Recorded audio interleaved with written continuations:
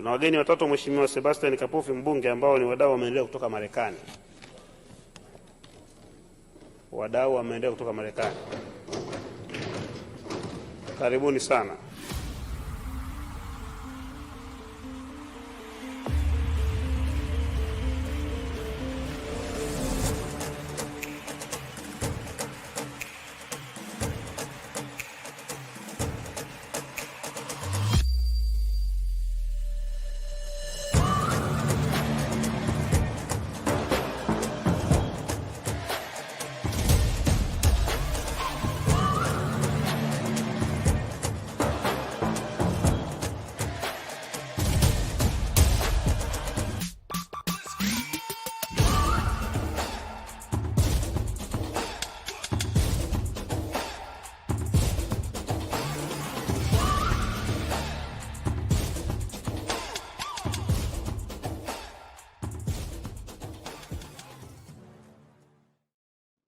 Are you tired of fighting with your wife or with your husband? Have you each retreated into your separate corners, not even trying to speak to each other anymore? Are your children witnessing a toxic marriage rather than a purposeful partnership? Hi, I am Shar, and I am an attorney mediator and experienced in helping families for the past 13 years navigate really challenging times. And I am here to help you. Husbands, hear your wives. Wives, hear your husbands. So together we can find the truth why your family is struggling and what it will take to get unstuck from cycles of misunderstanding and patterns of frustration. Join me live on YouTube on this Monday night at 6:00 p.m. Eastern as I conduct a live mediation. And if you would like to be heard, if you would like to hash out a misunderstanding with your spouse here on our live, sign up now to apply for your free opportunity to mediate. And I look forward to seeing you Monday night.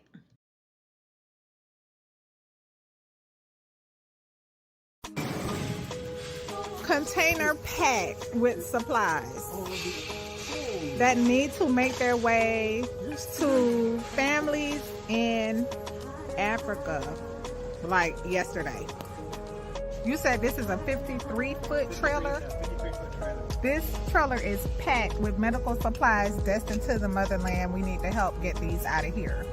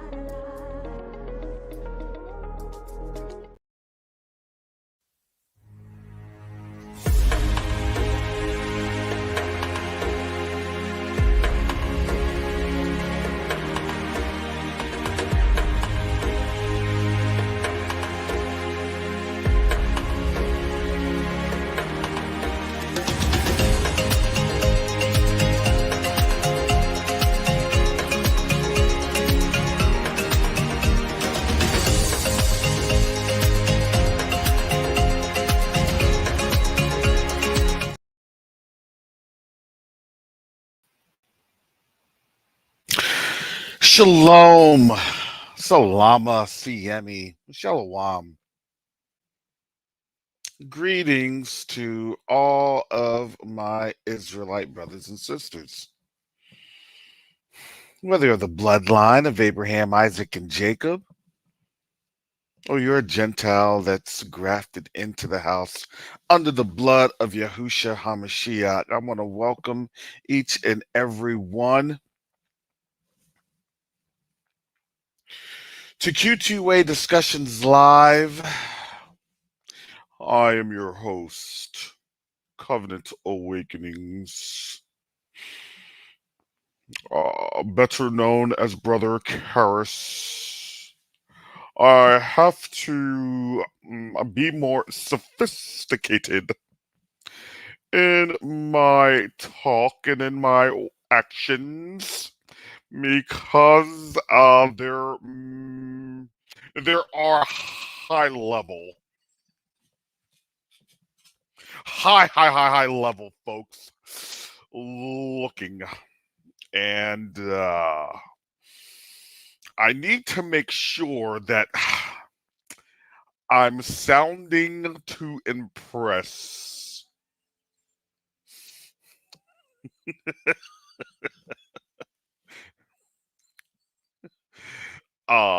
The board is probably going to fire me after this, so thank you all for supporting Quest to Unite Africa Discussions Live, because I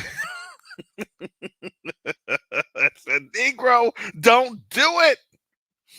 Yeah, I did it. Yeah, I said it. Like Pastor Darby. Yeah, I said it.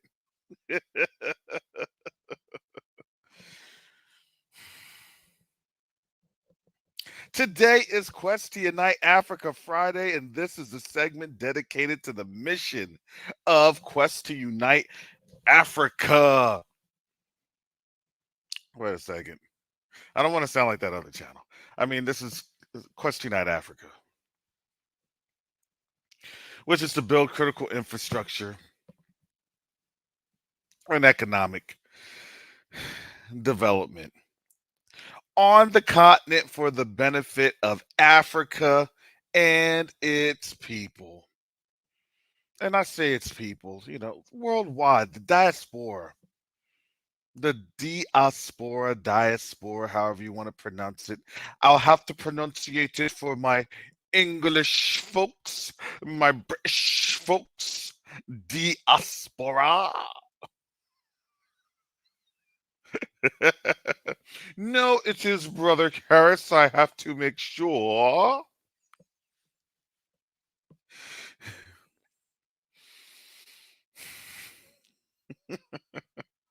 that I am feeding the algorithm. To get our like, shares, and subscribes up for Quest to Unite Africa, please go to Quest to Unite Africa. Go to that channel. Like, share, subscribe. Please, please, please, please, please, please. I'm begging you, please. Hey, we're a 501c3. All right, family. I'm sorry. I'm getting texts right now. The hate texts are coming. What are you doing?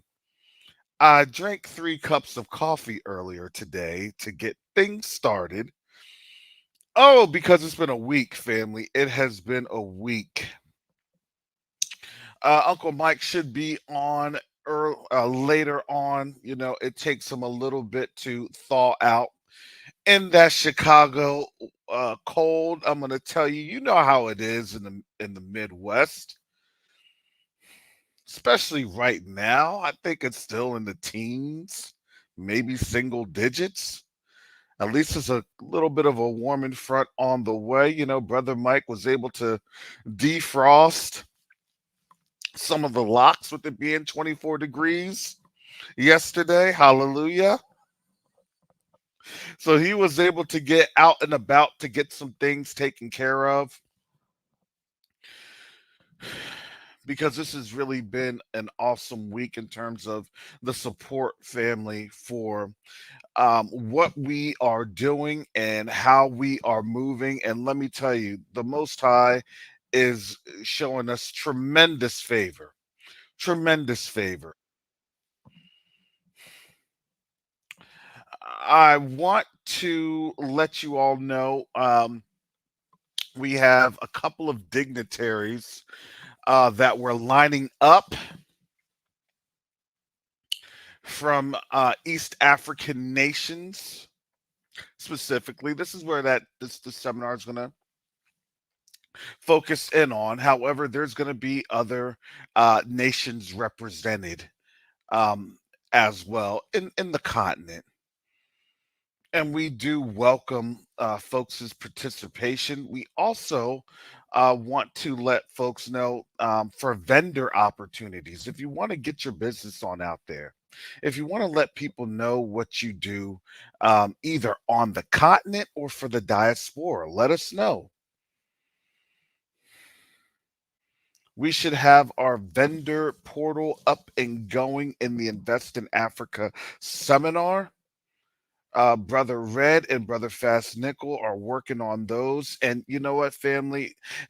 Again, this is why we have our general fund to support those particular the mesh, the glue, the mesh in the glue.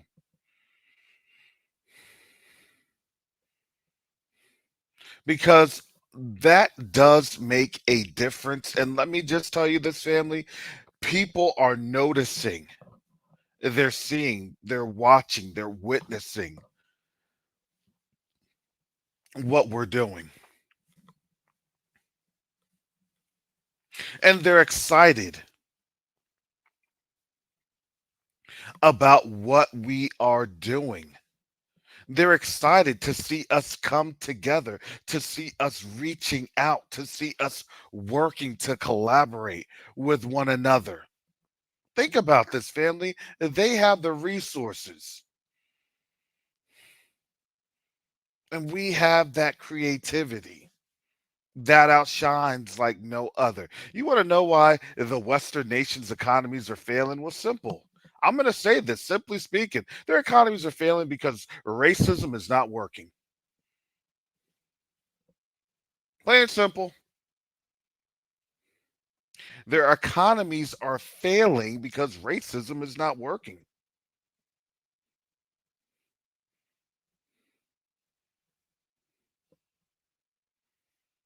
And on this 501c3, I'm sure I will not be dinged because you want to know why? Look at what's happening in the International Court of Justice right now. Do you understand that that is an indictment, not just on that country that is being accused by South Africa?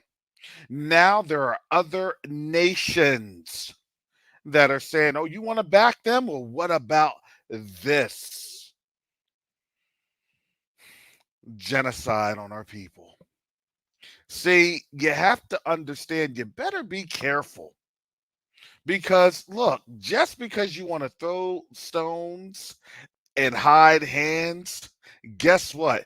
The actions speak louder than words. And let's just say, look, how your money goes, so goes the country. We have always been the breadbasket, the technological innovational structures that have really caused this nation to not just succeed, but exceed in ways beyond imagination. And see, when they've been hell bent on trying to destroy a people that they stole, that they captured, that they sold into slavery, a victual, when they've been hell bent on, breaking in the glass in case of emergency. Well, you want to know what? When the emergency pops off, which is Russia, Russia is the emergency. Let's be serious now. Russia is the emergency. The Middle East is the emergency. And best be sure they're going to say, we need your sons and your daughters to fight this war, to do this, to do that. I'm just going to sit back, hold my son and my other children, hold my daughters and my sons, and be like, you all ain't going nowhere. And they're not going anywhere. Because why? Because here is what they've done. They wanted to stifle us. There you go. Nothing ever good ever comes about when the overt racism has been noticed by everyone. How come black folks can't get jobs? How come the unemployment rate is so disparaging amongst black folks? How come black folks that have degrees, that have professional certifications, are the first ones on the chopping block, have been employed for a year, over a year, definitely months, and we were the first ones to go? We were. And see that line of thinking, to be able to problem solve and to historically get them out of these jams and these shambles. Well, guess what? You took them out of the company. You got rid of them.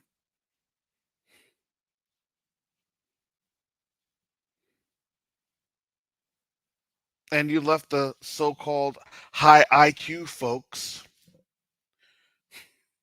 And now there's going to be more and more last or more and more layoffs, mass layoffs occurring. They've dug their own economic grave, and we saw this coming.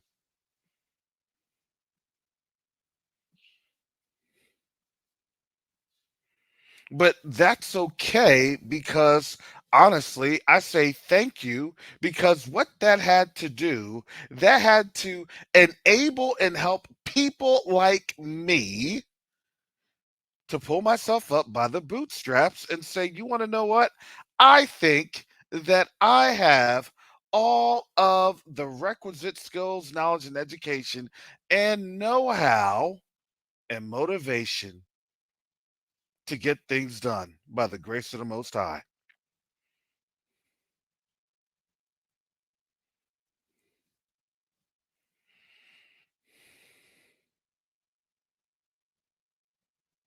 And now look at this.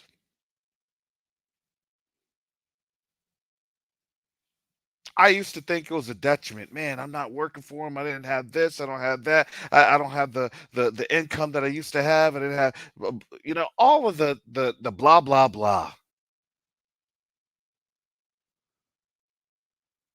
The Most High was telling me you don't need that. You already have that. Matter of fact, you're the ones that were making that.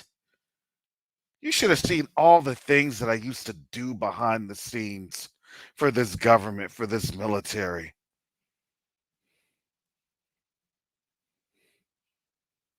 There are literally New York Times photos that I can show you of where my little caravan was at and the car that I was driving in, that they clicked on satellite images for being on the ground doing special things. And I can't get into all that.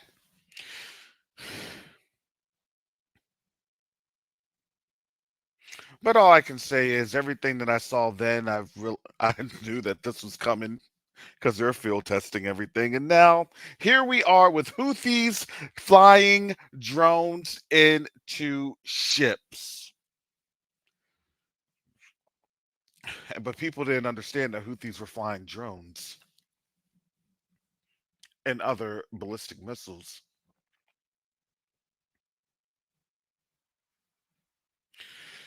in the oil fields in Saudi Arabia and in UAE.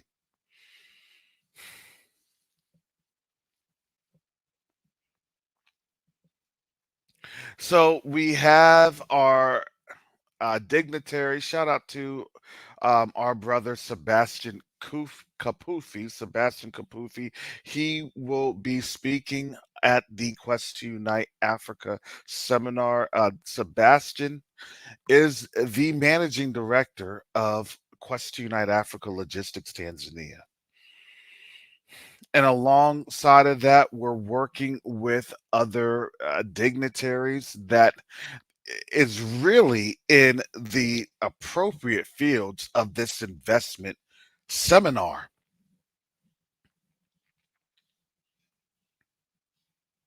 Folks want to invest. Well, we're going to show you the kaleidoscope of everything that is out there to invest in.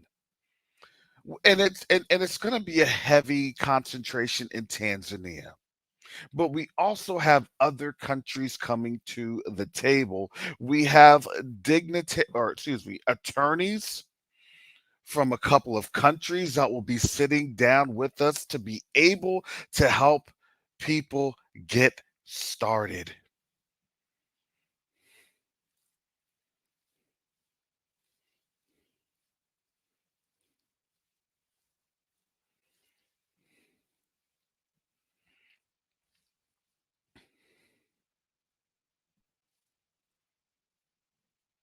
With that, we're we have a CPA that's based out of the United States but does business in Africa. They'll be on hand to help at give a presentation, answer questions through the panel of how things can work and how to successfully and practically and safely move your money over to the continent. This is a big deal, family. When we had said, as of the 15th, we had the early bird special, and now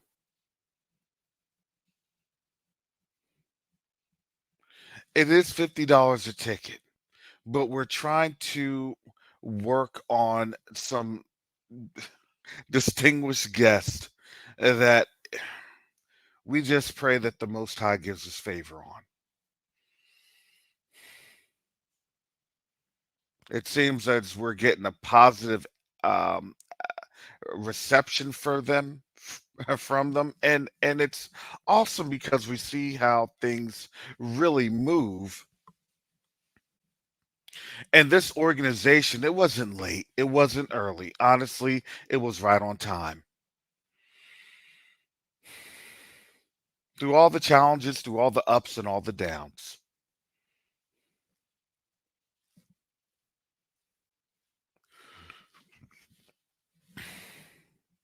Part of our new organizational goal initiative is that all existing volunteers will have their license added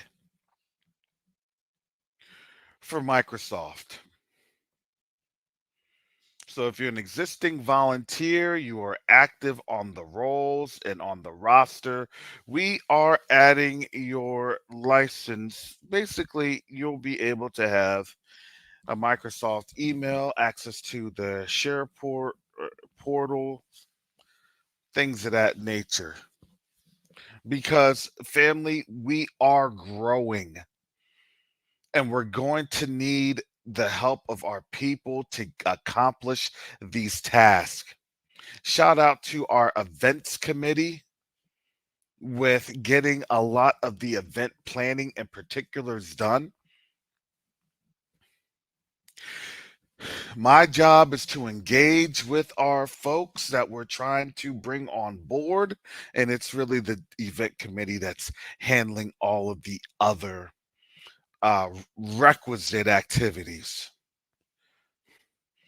from getting mailers, from getting different event applications and software and all the things that's needed to make a successful webinar event occur. There's a lot of planning on the background. There's a lot of bumping of heads on the background, but we do this for the sake of our people. Truth be told, we do this for the sake of our people because it's really, we're just doing the Most High's work. We're doing the Most High's business. And when we work for him, guess what? He opens tremendous doors for us. That's just how it goes. So we're excited. We're excited to see this seminar happen at 11 a.m. Eastern on Sunday, March 31st of 2024. Please get your tickets now because it seems as though it may be capped at about 500. It seems as though. So the I'm just going to tell you that, family. Please get your tickets now.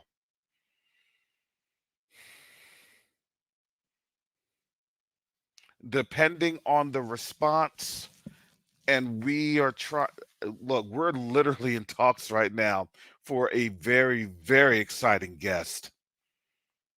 Someone of reputable stature of the Pan-African variety. And here's the thing, you really don't have to be a Pan-Africanist per se in the traditional form, but understanding that even in these perilous times that we're living in,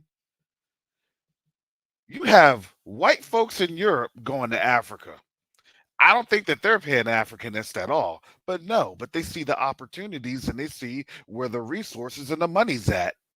And now you're starting to see where the power's at, because let me tell you, when you do big political moves on the continent, the whole world sees. So as for our new volunteers, folks that are signing up that are getting new to the organization, their licenses will be added, but it is a monthly cost of $5 a month. It is a monthly cost of $5 a month. And we're still covering we're still covering most of the cost for the licenses, but that's for our new folks.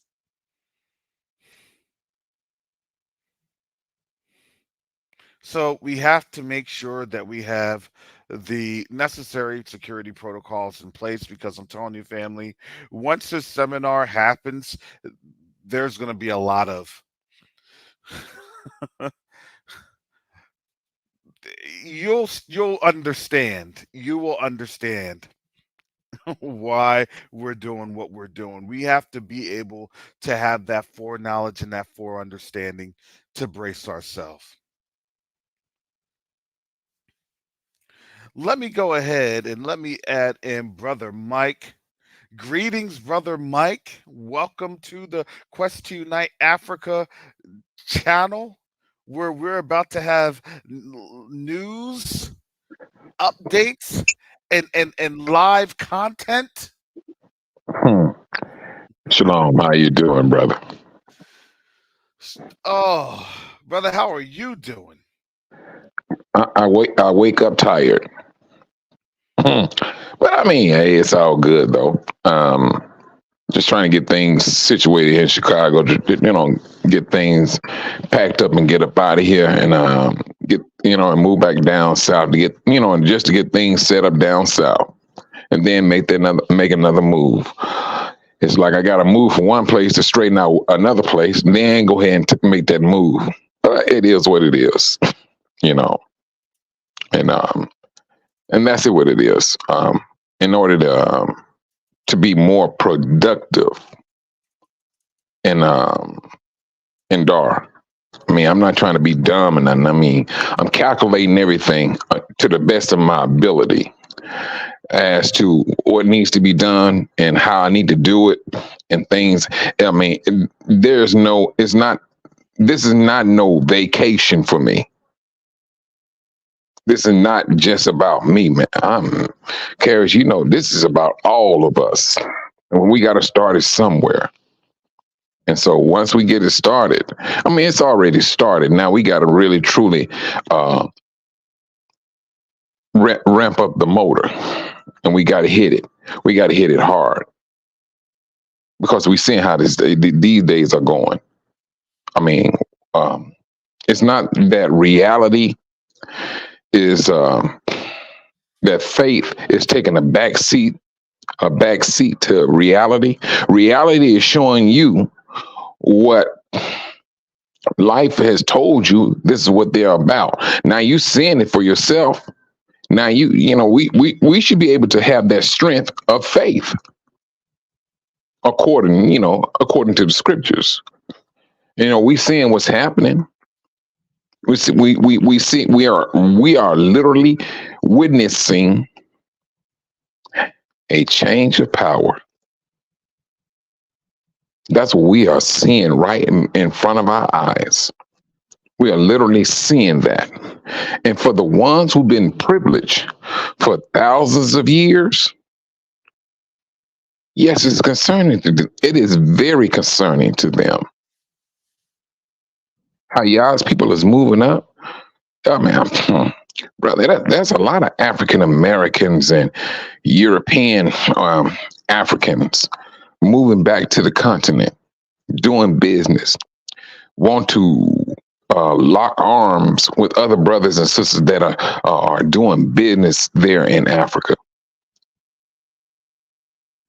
This is monumental to the nation. Mike, think about the people that you had supporting you this week.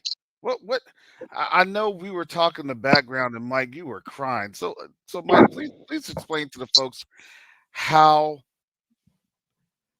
beneficial that was. It was very beneficial. And I thank all the brothers and sisters for their support. I really, truly do. First and foremost, the reason why, my son, he's not street savvy. He's not.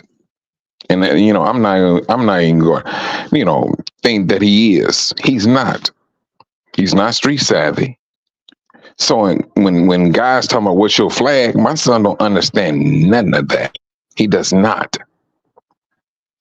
Yes, and Karis, this is the thing. I prayed to Yah before my son was born. And I said, I just want my son to love people. It's not saying that I regret what I said and what I wished for, but Yah gave it to me. He gave it to me. Yes, he did. It was, my gesture was in good faith, and Yah gave me a loving son. He loved people. I had teachers calling me, said, Mr. Akins, my son was in grade school, bro. 5th grade, and the teacher's like, your son, he just come up, he said, are you okay? What's on your mind? And these teachers had some heavy stuff on their mind. But my son was the only one that would go to these teachers. And I'm not talking about one teacher. I'm talking about near about all of them. So when I asked Yah for that gift in my son, the only regret I have is this, Karis. My son is a loving person in a wicked world. That do not blend. That's my concern. That's the thing that weighed very heavy on my heart. And I said, no, my son need to be with me because I know how this world gets down. My son, he does not have that experience nor knowledge right now. He does not. He does not have that. He loved hanging around more mature people who can truthfully understand him. For all these so-called disabilities that they try to tag onto our kids and things, but I try my best to fight to tell my son, you can do anything you want to do as long as you put your mind to it. But in a wicked world, which we are not accustomed to, that's more of a battle for him. And that was my biggest concern. But the way the brothers and sisters show they love and support, I really, truly appreciate that. I do. My son went through some things. He did. Well, I mean, when me and his mother, we split up when he was very young. And so there's some psychological damage that has been done and things. But I tried my best to maintain some type of positive movements. And my son, he always, when I tell you this, these kids are not dumb. My son, and I never, said anything about him taking a lead. But when he goes like over to his mom's house, he wants to be the leader. He's seen me get up and I hit it. I mean, cook, clean, iron clothes, wash clothes. He mimics things that I do. But at the same time, there's a great deal of fear that is within him. And without my coaching, Karis, and I mean, my son came up due to my action and his mom's action. He came up Jehovah's Witness. But when I started looking at the realism of who we are, gradually, and without my doing, my son, he gets up in the morning, he'll turn on something it's Hebrew centric. Let's start speaking of the scriptures. And while he's getting ready for school, he have his TV blasting, quoting scriptures, who we are. This is the downfall of Israel before he go to school. So, I mean, that was one of my biggest concerns. He do not look forward to getting, truthfully, married here. He told me, man, I'm serious. He said, Dad, it just don't make sense. I mean, he's looking at the world, Karis. Mm-hmm. He's looking at the world. And he's analyzing. He said, these women, no. He said, it's something not right with them. Well, I mean, this is what my son has seen now. I haven't seen. I don't speak ill about his mother to him and things of that nature. I don't. I let him see it for himself. And so, I mean, when I say I thank the brothers and sisters for their support, my son knows exactly what type of trade he's about to get into. I said, man, I'm going to show you how to, repair control boards. Because right now, ain't no equipment coming into the United States from China. Those Man, boards Mike, listen, no, you all need to understand this. Mm-hmm. You all need to understand what Mike is literally saying. Because now everything is breaking down and there's no supply chain. Mike, exactly. Let them know. Oh my goodness. See, that's the thing. I told my son, I said, I'm gonna show you how to repair, because I was a copier technician back in the 90s. And I still, I know about soldering and all of that stuff. And so, but I start to look at, wait a minute, this stuff is not coming in like it used to come in. And I see what's happening with China. The United States made itself a slave. Yes. That's what the United States has done. Mm-hmm. And now China said, we got the upper hand. We ain't got to ship you nothing. Mm-hmm. So if it's not being shipped, somebody need to repair. Yep. See, now everybody got away from, repairing things. Oh no, just buy it, renew, be done with it. The new is not coming in no more. When those chips for those cars that hit 2 years ago, and they Yeah. said, oh yes, yeah, that's the thing. That's the time when if you know what you was doing, you would go to the junkyard and pull out every last one of those chips and computer boards and stock Mm. them up. That's your gold. Mm. That is your gold, your silver, your copper, and it's all inside your head. Yep. This is the thing. And that's what I told myself. I said, man, now before you even graduate, you gonna know how to do this stuff here. I mean, I'm talking about from the house. Mm-hmm. From the house, and then boom, you wrap this stuff in plastic or whatever. Just make sure you don't have no type of static coming from you, because we are both very, what's the word? We always shocking one another. I mean, you can walk, there's static in between us. So there's a band that you can get for that. Mm-hmm. So I just just trying to get my son set up in that way, and then for us to take that trade and other trades Yes. to the continent, because when it's all over said and done, Tanzania is going to be the hub of trades. Yes. That's the beauty of it. Yes. This is the whole purpose of the seminar. Let me Go. tell I'm you sorry. Go ahead, brothers. let me tell you this, family. Inside Mike's head, Mike presents an awesome perspective to me.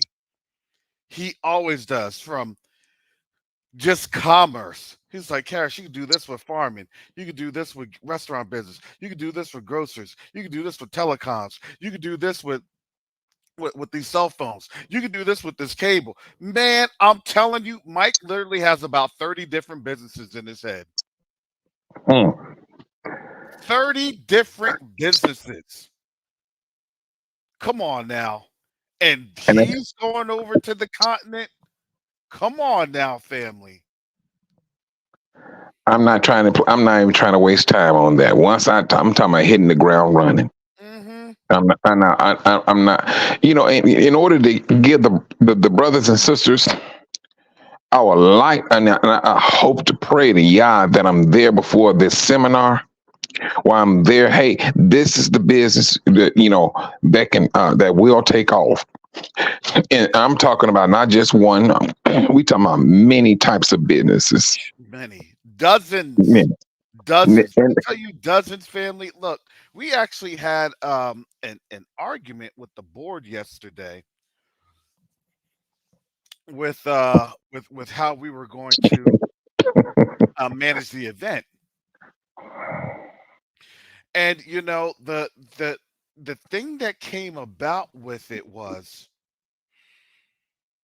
we were saying, okay, we're going to have a lot of people coming in. They're going to have a lot of questions. They're going to be asking you, what do we do next? What do we do next? What do we do? That was the argument. And we looked at each other, and it was like, wait a second, we can manage all that. Literally, that's what we're going to be dissecting and pulling apart out of Mike when everything starts to thaw out. Because I'm telling you, a brother can't think when he's cold. No. You think about warming up. Mike's brain shut down when it hit -6 degrees. We're still trying to unthaw Mike so we can get the download on this. Man, I tell you, when it was I was right there in front of this cabinet working on the equipment and the camera, trying to get it up, and I'm like, man, it's cold out here. And then I shoot back to the truck and get back online and talk with you all and things. Yeah, I mean, no, you can't. Well, I ain't gonna say you can't, but that cold and trying to get your point across. Oh man, no, that's like an uphill battle. It was so cold that Mike thought he was talking to us, but he kept grunting at us for an hour. It was that cold.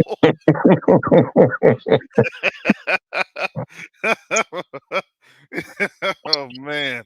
Yes, but but that is really an awesome thing because let me kind of tell you a background of Sebastian Capufi. And I because I don't think our people truly understand and really appreciate, what it is that we have access to. So Sebastian Capufi, he is a member of parliament. He is a member of Tanzanian parliament. We're also having and getting in touch with other high level dignitaries of other countries.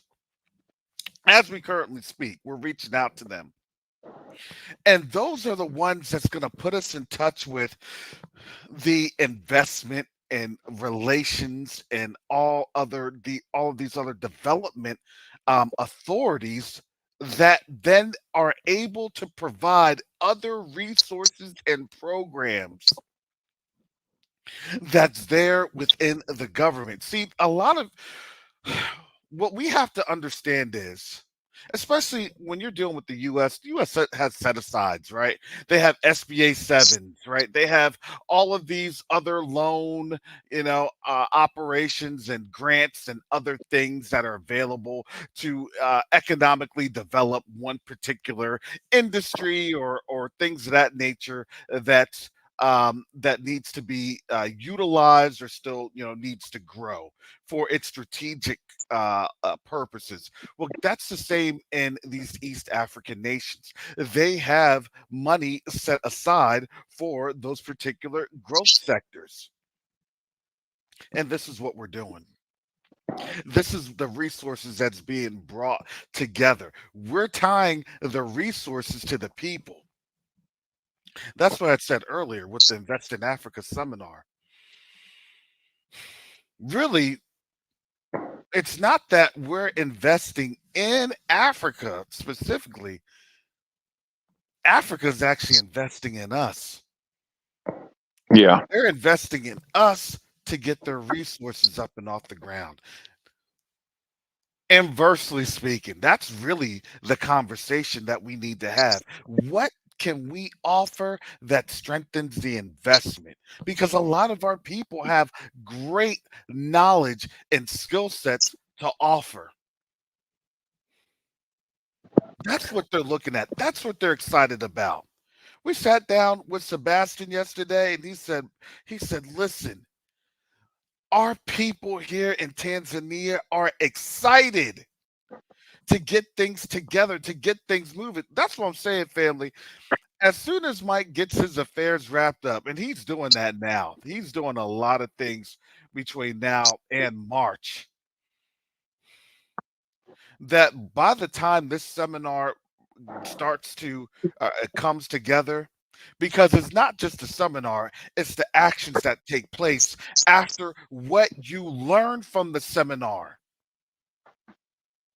That's when you can start to get the information, digest that information, and then everybody's brains will start to click. The light bulbs will start to turn on. And guess what? As a people, do you know the power potential of our innovation? You're going to see, man, I could do this. I could provide that. I could see this. I can do that. And then you see the resources that you would have access to with those particular governments and organizations. See, we're trying to come in a very holistic prospect. You have to have critical infrastructure and you have to have economic development. We're coming with jobs. We're coming with opportunities. We're coming with innovation and opportunities to advance.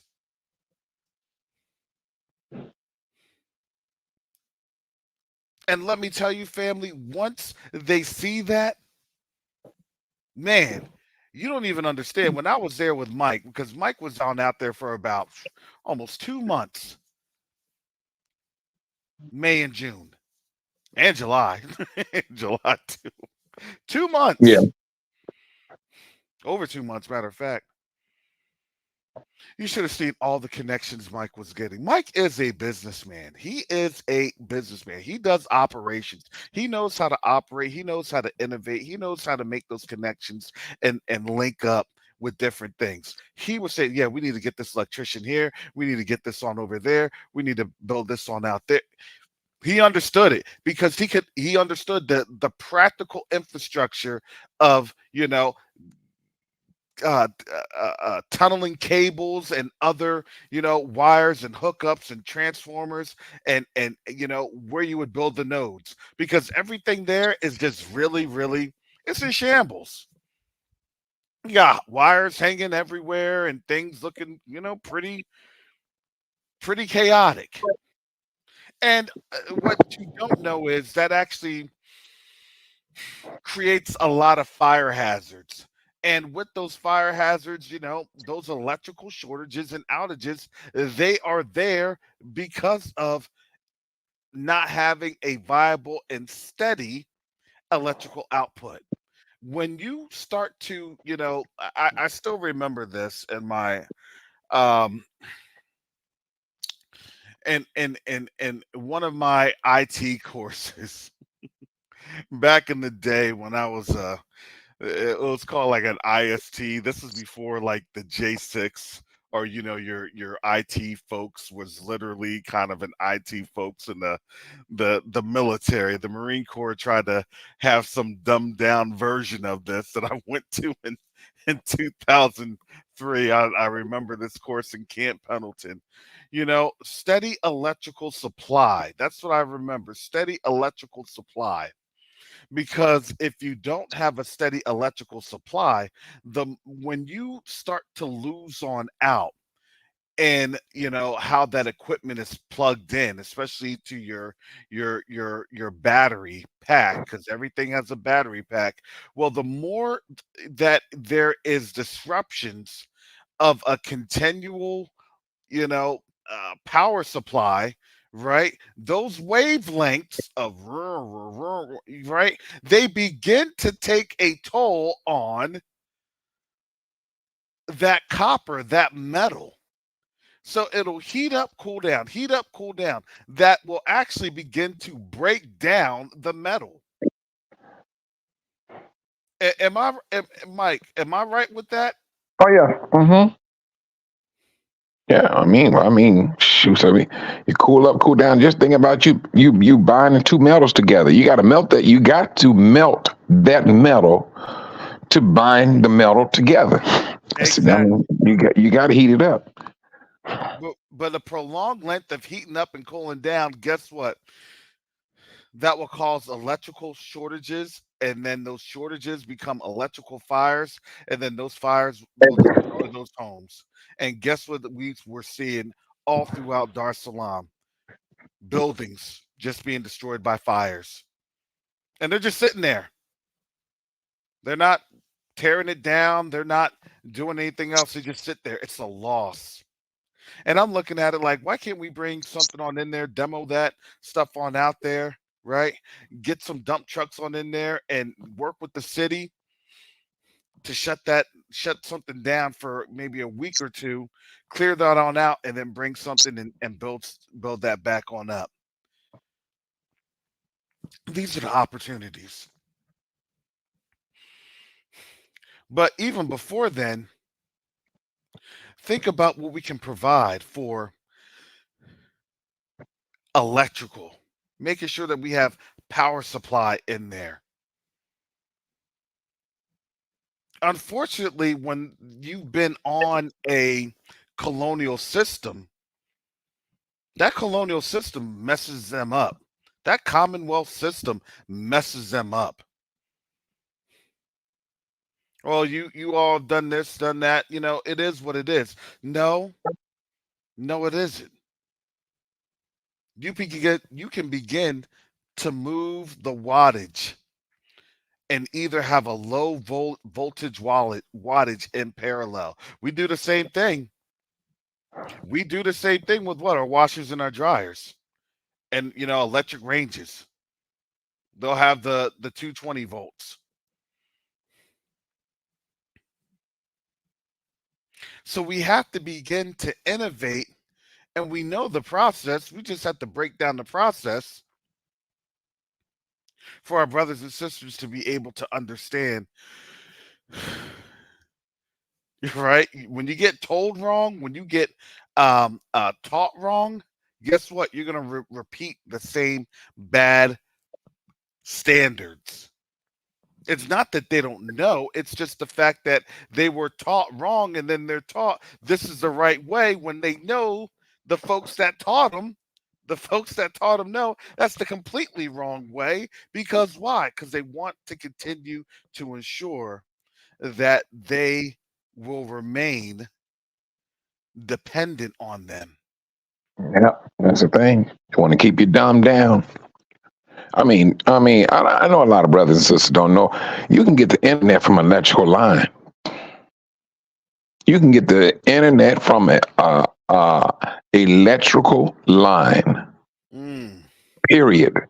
I know brothers right now that's working in Pennsylvania, Virginia. That's that's his business. Mm. And he was explaining that to me. I was like, "Are you sure?" He said, "Mike, man, I do it every day." He said, matter of fact, that's the going thing. They starting something down in Alabama. And the brother called me. He said, "Mike, I want you to be part of the team. This is what we're doing. We're working with the electrical company, and we bringing out internet through the electrical side." I was like, "Are you?" That was the second person that told me that. Mm-hmm. The second person that told me that. And I'm like, "Brother, are you for real?" And Karis, when I say this here, we have we have a lot of black geniuses out there that the world do not know who they are. The world know who they are, and the world know, keep that person on the low, keep them out of the way. If they move these people up, we hemmed up. Mm-hmm. And especially if these people wake up and start going back to Africa, the electrical grid will be literally repaired, rebooted, and up and running in 24 hours. They know this stuff. Absolutely. They know it. And I'm gonna say some of the brothers that I do know, you would think they're the average Joe, average cat that's just walking up and down the street. It will blow your mind how their mind work, and how they can take the electrical line and tap in some fiber to that electrical line, and you have internet. You have access to it So you would have internet, and you would also have a stable electrical output at the same time. same time. And they know how to divide that stuff up. All right, your power's here, and there's so much power that's going for the internet. PoE, power over Ethernet. Mm-hmm. Let me tell you this, family, because there is one thing that I've been working on. Also, I'm a water guy. I am a water guy. I've told the board, I'm like, this is my little projects, my little water projects. I'm in talks with some folks here in Florida that it's a really big environmental thing that's here, especially in the Tampa Bay area. So I'm in talk with some of these folks so I can try to see about bringing on out high pressure water filtration to at least start to see how much would that be in terms of transporting on out that particular project, and then how would that be to at least start to get that up and going so they can tap into, the water table to bring that water on up to, continue to do the filters, how much the filters would be for, those continued systems. And then see, being able to really produce that there in Tanzania. Why not? You see what I'm saying, family? The skies is the limit, because then what happens?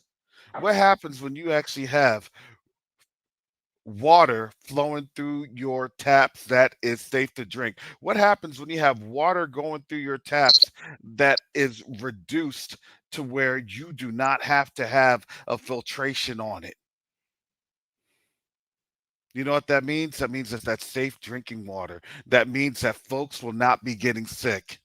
Right now, look, Mike, let them know talk to him, Mike. Let them know what's going on. Bruh, just 2 days ago, sister called me. She called me and she sent me a picture. Her daughter went to the doctor. She was sick with malaria, and they gave her a shot. And you would literally think somebody burned her. You would literally think somebody burned her. If I can just send you the picture, you would think that looked like a burn mark, but that was a dirty needle. In that particular village, this is the hospital. They are reusing needles because they can't get new needles. They cannot. And so, yeah, you're running a high probability of infections. Period. Now, when Sister Shar was talking about, she's adamant about getting these medical equipment shipped to the continent. And when I say, I mean, man, if you look at that, you were like, "Are you joking me?" Now, if that would happen, if that happened here with the individual, that within itself, just the fact that you got some type of burn mark from a needle injection, that's a lawsuit. And just with that photo, you talking about millions of dollars in a lawsuit off the top. So, I mean, we are working on a lot of different things. We are. We trying to get medical equipment shipped to the continent. And at the same time, we working on business strategies. Yes, we didn't we sit up here. We took up the mantle according to Yah's will. This is what we're trying to do. We're trying our best to help our brothers and sisters. At the same time, we're helping ourselves. We're helping ourselves. Because when you're talking about drinking water, the brothers and sisters don't drink that water. They'll gargle it, but they're not going to drink it because they know they go eventually get sick. Off the top, bottled water, top dog. Bottled water. You go to the hotels, you gonna have two bottled waters in the bathroom, and usually you have two bathrooms. So you got 4 bottles of bottled water in the bathrooms, two in each. Then at your little kitchenette area, you got like 3 or 4 bottles of other water just sitting there. It's like, you need to drink the bottled water because the filtration system is not there yet. And for anybody it's not there. It's not. You're going to be lugging water. That's the whole thing. You're going to be lugging water. Sister Shar is going to be joining us in a little bit. So I want to make sure, excuse me, I'm going to make sure when we have her on, we get through the script, because if we don't get through the script, we're going to get messed up. And, you don't like to be in those meetings when I get yelled at and berated. Shalom, Sister Shar. Shalom, family. Shalom. Shalom, sister. How you doing? You know what? I'm so blessed, Brother Mike, for you giving some context to why we are so blessed and humbled by this week's outpouring to you and to your son. Because family, I'm the person that I'm behind the scenes in intimate spaces. And when Brother Karras mentioned that a fight broke out yesterday, I'm the one that jumps in the middle of the food fight, right? So everybody. And this fight wasn't between Mike and I. That was the interesting thing. I was like, yeah, Mike, you let them know. That's right, Mike. And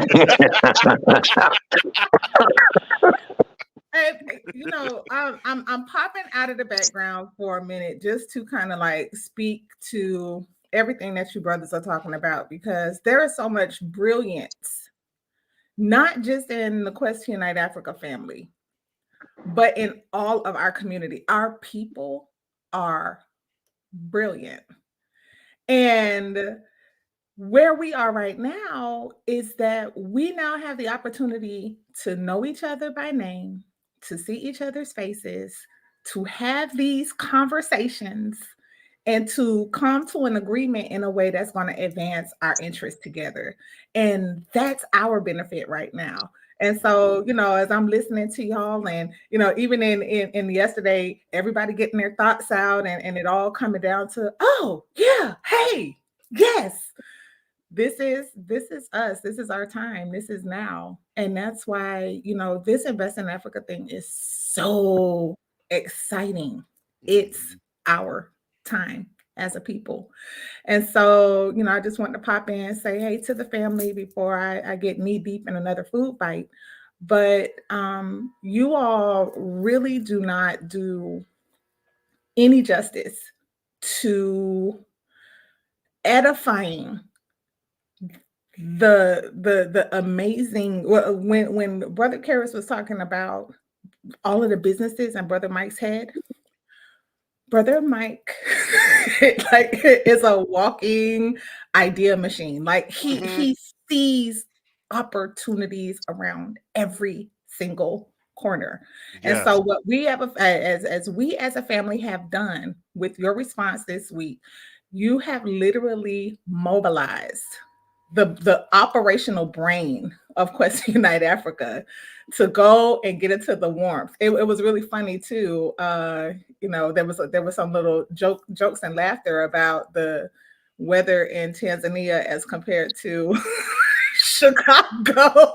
And so I know that that's another awesome motivator for Brother Mike to go ahead and get those boots, warm boots, on the ground in Tanzania.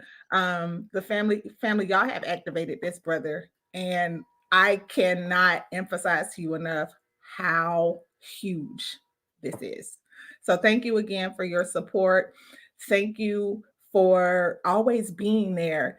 Those of you who are praying and speaking life and encouragement into Quest Unite Africa, thank you. And I'm saying that on behalf of Quest Unite Africa. Again, Quest Unite Africa is my client. So I'm here to make sure that my client is good. And when my client is good, I'm good. And this community has done amazing things over and over and over again. And you are about to see like the cumulative effect of your support and your love. You're going to see it blossom and grow in an amazing way. So I'm just excited, and I just wanted to jump on from behind the scenes and say good morning. All right. Thank you, Sister Shaw. So I will get those texts. Stay on script, Brother Karras. Stay on script. I'm too busy to worry about you today.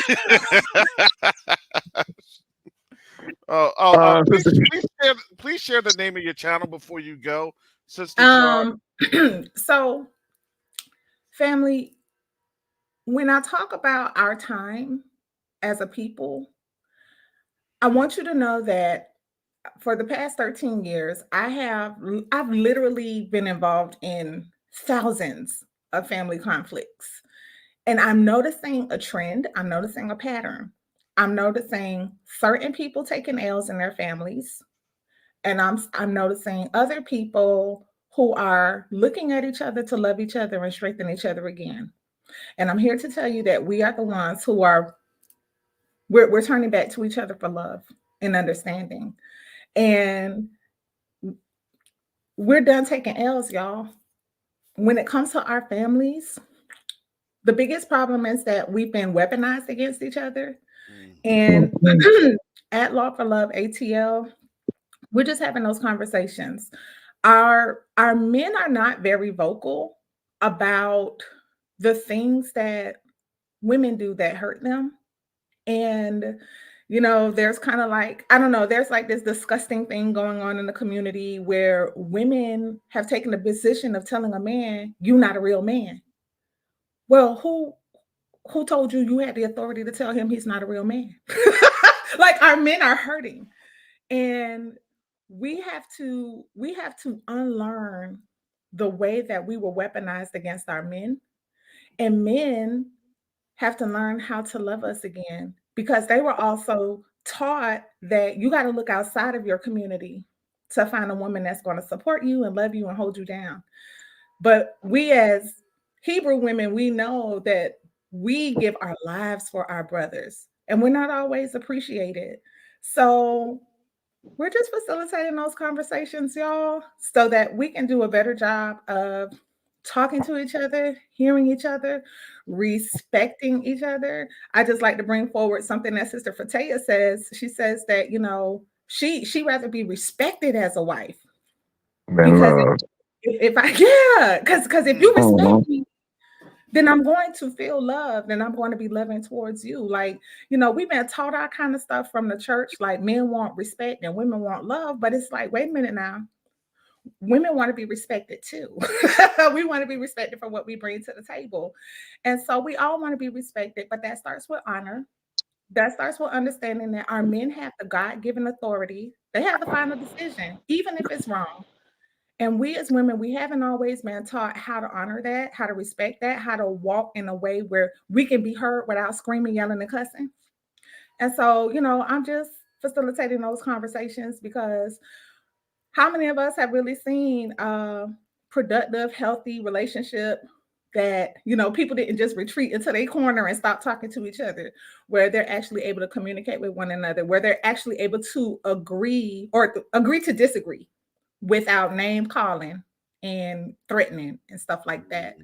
And it's time for our people to learn those skills. It's time for us to know how to honor one another again. And so at Law for Love ATL, that's where we are on YouTube. And that's where we're going to have these conversations live. Just let's talk about it. Let's build our family back up, beginning, one marriage at a time. And I'll say this real quick. My attitude towards this is because I have three brothers, three sons, and a very strong-willed husband. And my my brother told me one day, he said, "Sis, you women have been weaponized against us." Now, I guess because I have sons and brothers, it hit me real different to hear my brother express that. I guess for a woman, there would have been something a little more emotional to go with how threatened we feel by men. But that one simple statement told me a lot. It told me that our men don't feel safe with our women. And I know that the heart of our women, good women, Hebrew women, awakened women, women who have a heart for the Messiah, who have been transformed and renewed in their mind, we don't want our men to be threatened by us. We want you to be safe with us.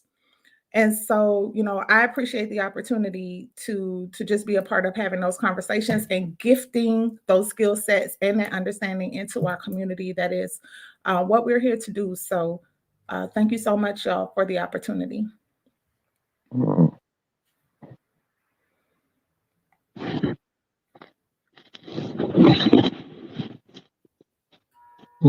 I mean, the carrot step off or something, step back. No, I was in the Oh, background putting on out the link okay, to her okay. channel. The promo video is on out there. You can get the link to her channel. That is the Law for Love ATL. Please support Sister Shar, because we got to get that promo on up. Because if we don't get that promo on up, then we're gonna get messed up. No, I'm just I'm messing with you, Sister. said, "Don't do that. Don't do that." Listen, So, for Sister Shar to do this steps outside of her comfort zone. It does step outside of her comfort zone. And let me just tell you this: anytime you're coming in front of our people, that steps outside the comfort zone. When my channel first started, I wasn't sounding like this. I was not sounding like this. I was sounding timid and shy and, church mousy and everything else because I'm like, well, I don't know how people are going to receive. I don't know how to do this. And you know what the Most High had to say to me one day? Just shut up and open your mouth and let me do the work. And you know what I do? I let the Most High talk. I let him talk. Look, I don't even come with scripts during my Covenant Awakenings channel. The Most High will tell me, hey, think about this. And I'm like, ding, ding, ding, ding, ding, ding. And everything just piles on in. And when I let him talk, it's awesome. I get shook listening to myself. Like, man, thank you, Father. Hallelujah. That is how awesome it is. Like, did I just say that, Father? Did you just put that in me to say that? Oh my goodness. But what we have to do is, to be honest, we just have to get over ourselves. We're not a big deal. I'm not a big deal. Sister Shard's not a big deal. Brother Mike's not a big deal. You want to know who the big deal is? We are the big deal. If we weren't the big deal, then why do you look? Then they wouldn't have stolen us and sold us and enslaved us if we weren't a big deal. So and don't forget, it's because of whose name is on us. Mm-hmm. Oh yeah. Mm-hmm. His name That's the one that holds the weight. That's the one that holds that weight. It's the name. That's right. All right, brothers, I'm gonna hop on homeschool, all kind of stuff going on. So, family, thank you so much for your support, and I love working with you, brothers. I love your commitment to our people, to keeping your promises. I love that y'all are pushing forward through some really, really tough times. And y'all don't even want to know. Look, we just asked, listen, because there's going to be, there is a drive. We do need about 2,500 to get some things taken care of. There's some internal things that's very, very sensitive. It's very sensitive for the organization, and we'll be able to disclose that once these actions are done, but it's going to take about $2,500, family. So helping to support my channel will also help me to continue to put in that sweat equity here. Shout out to all of the volunteers. You are giving your time, you are giving your talents, you are giving your resources, you are giving of your heart and your love and your support to Quest Unite Africa. We're no different here at Law for Love ATL. We are down for this mission. We are down for the cause. We are down for our people. And so your support also helps us to continue to support from the background, and we'll continue to do that. Hey, y'all, I love you, family. I will see y'all soon, and be blessed. Shalom, sis. Be safe. All right, shalom. Thank you, Sister Shar. All right, family, let's get to the news.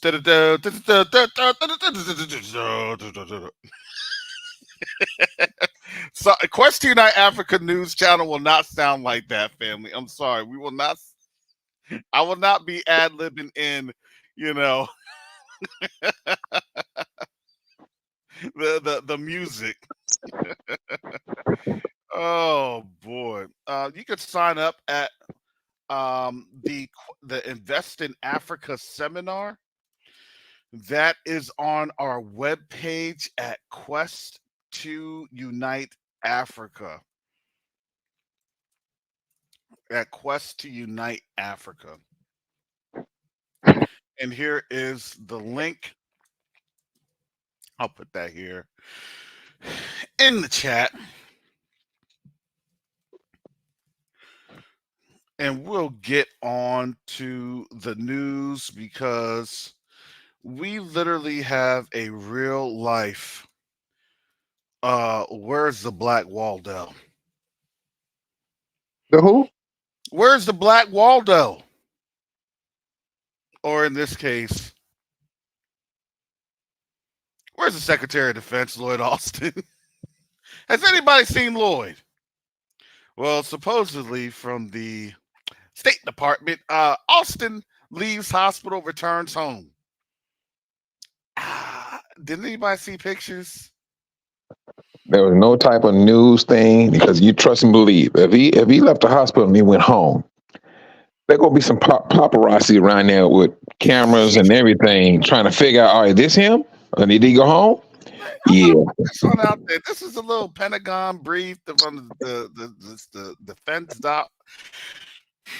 gov. Oh my goodness.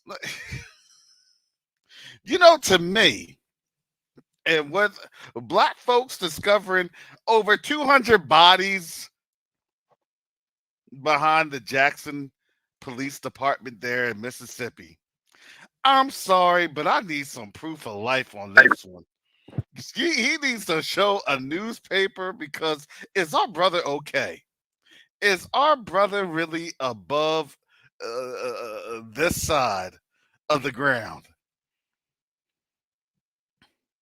Hmm. Yeah. He's MIA, and he's not MIA and MIA. That's I haven't seen him in Florida. I haven't seen him at the airport. I haven't seen him nowhere. And this man, let me tell you this, family, knowing him personally, shaking his head many a times, meeting his family, working with him personally for a couple of years, this has me concerned.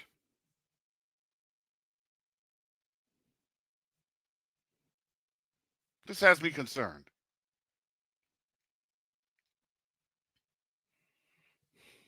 That's the reason I take a special interest in it.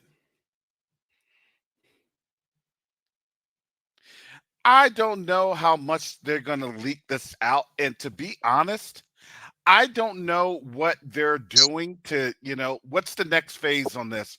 Well, we're going to have to account for something. We're going to have to show something. Or, what is it that they're getting ready to do? All the whiles.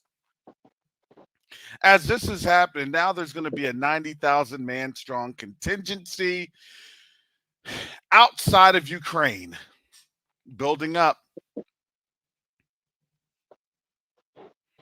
How long do they plan on leaking this? Because it looks to me as they'll say, oh, it's this and that, hey, technically speaking, because he's on medical leave, and with his medical leave, he has 3 months FMLA, right? 3 months. And then you hear that there's an exercise that's getting ready to take place around March, April. No, they're building up forces. Mm, mm, mm. No, it sounds like the United States got a dose of their own medicine. It seems like they are realizing, hey, we're not that bad kid on the block no more. We're not those boys in the hood no more. We're not that terrorizing nation no more. And these countries isn't, hey, we don't care what's going on. We go do our thing, and whatever you think you want to do, because we know we got you. And this is what the world is saying. Well, family, I want to bring up the term for the exercise because let me tell you how. Because you got to remember, they're really not that original. So remember, Russia said exercise, and then they invaded when they hit like their 200,000 in their exercise, and they invaded in February 2022. Now, they're exercise, and then they invade. Now, is General Austin okay? I'm praying that he is. Honestly, I am. Is his disappearance in the fact of something conventional getting ready to happen? Honestly, in my probability, I believe that it's around 80% that he's gone because they're getting ready to do a not just conventional strike, but an intrusion into Ukraine. And yes, Ukraine is losing. They are. And I know that there won't be any other, news channels and things of that nature really doing that or saying much about it, but yeah. Mm. So this is where we're at. It's a bigger deal than just, listening for or looking for our lost homeboy. That holds one of the higher offices in the United States. That to me, that's pretty concerning. Gravely concerning. So I want to just put that on out there.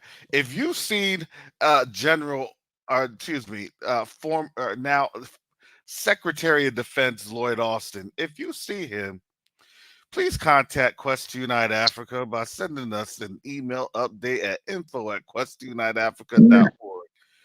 Please let us know if you have seen this brother. We are trying to make sure he is okay. Yeah. Because let me Hey, tell you mess this. around, find that grown man on the back of a milk carton. Because that's the thing. If they disappear him, oh Lord, I'm turning my channel off. Where did Brother Karras go? How come his channel's off? Where did Covenant Awakenings go? Well, hey. Man, it's funny, but it's not funny. It really isn't. I want to get on. I want to get on over to here. We're gonna share this. Shout out to our folks, Brother Walt and Brother Garth, getting these articles together. I can't do that without them. And we're gonna share.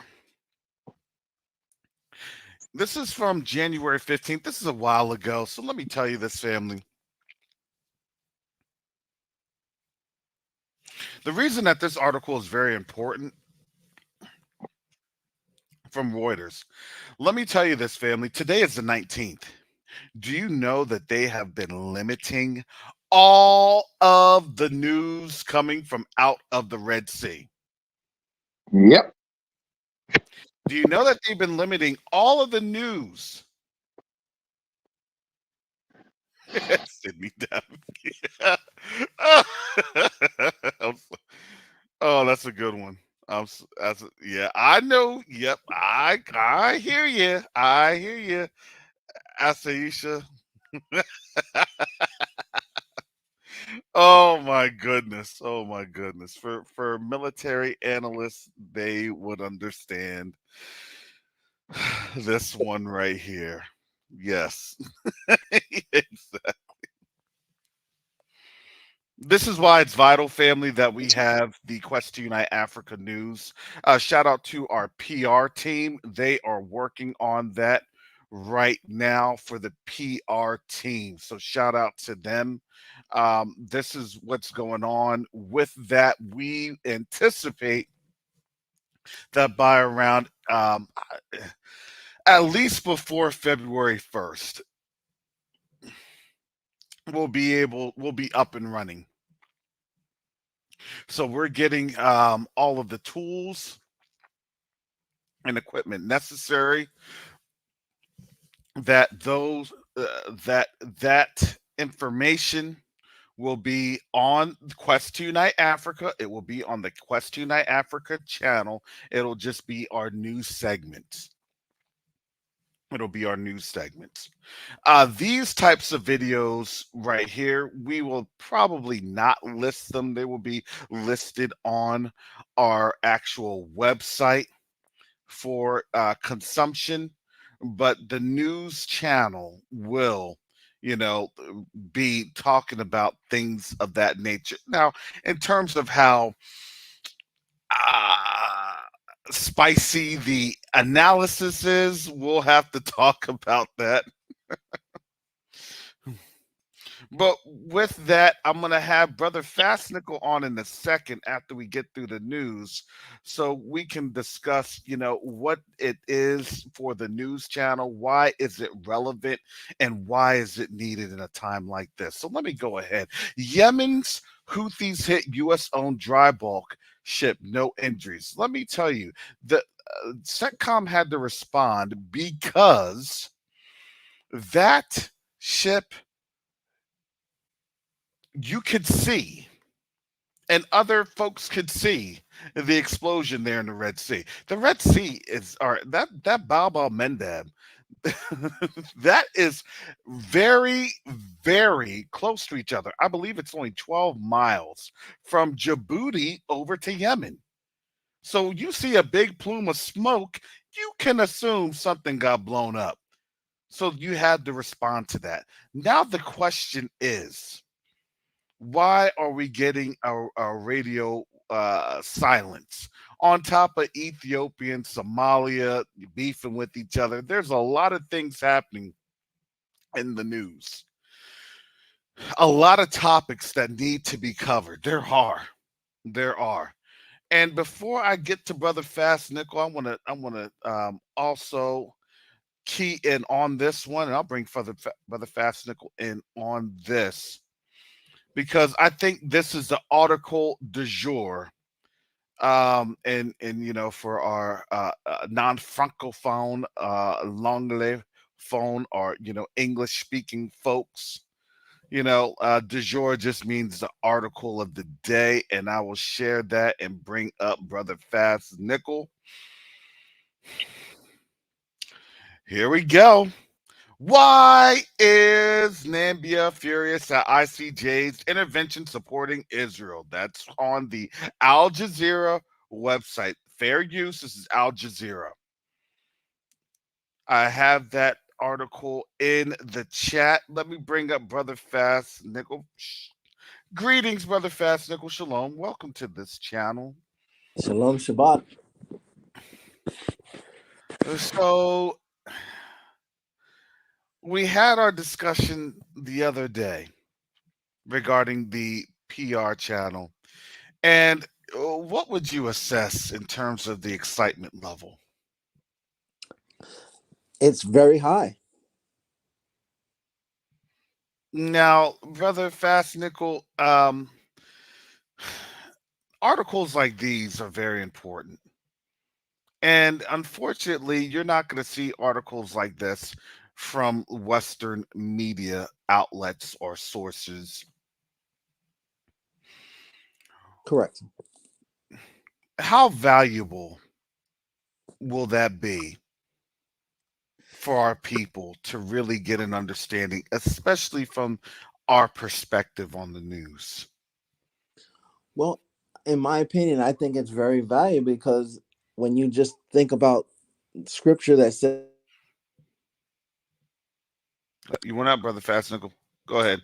for the Bible that says my people perish for lack of knowledge, the West is going to keep knowledge away from us. So the more knowledge we have, the better prepared we are.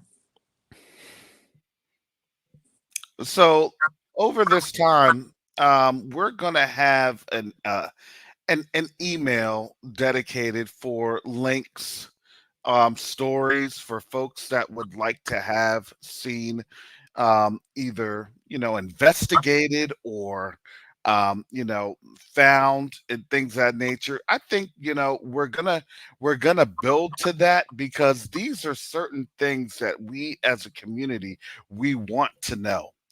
I'm gonna tell you, when it comes to the why is Namibia furious at Germany's ICJ intervention supporting Israel? Fair use.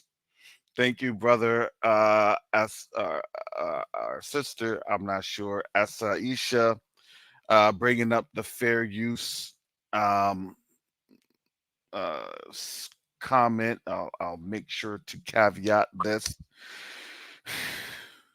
Make sure so they don't give us any hate emails regarding the Quest to Unite Africa channel, like they do for Covenant Awakenings. So I get that all the time. Video removed, video removed. All right, thank you, sister Asaisha.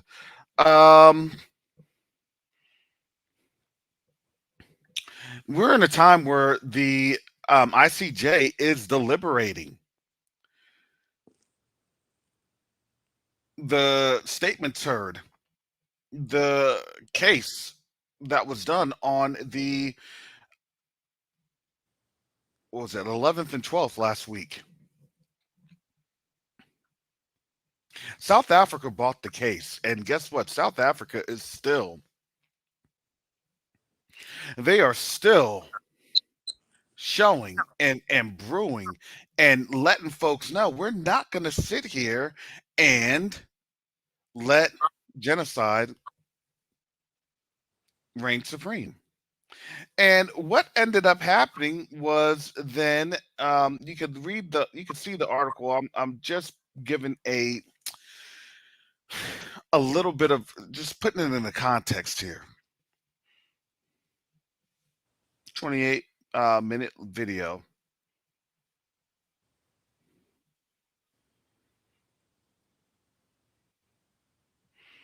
What you're starting to see is a lot of the historical wrongs will begin to promulgate. That means that they will begin to increase, and they are mad because the West is mad because the doors have been flung wide open for everything. The bloom is falling off the rose. Mm-hmm. So when Germany decided to voice their support, guess what? There are some skeletons in their closet, or millions of skeletons in their closet.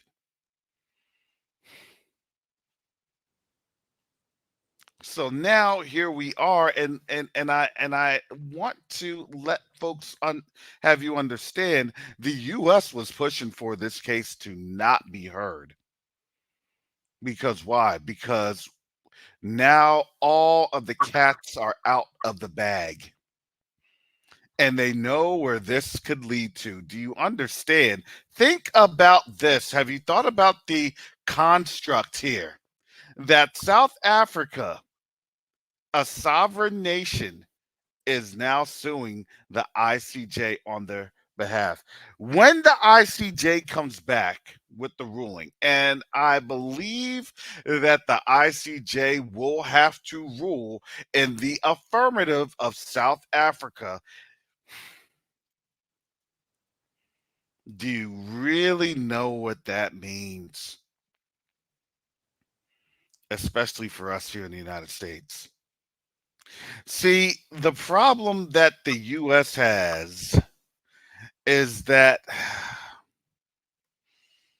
if that's the same mechanism and that precedent is set, the U.S. is in trouble with us.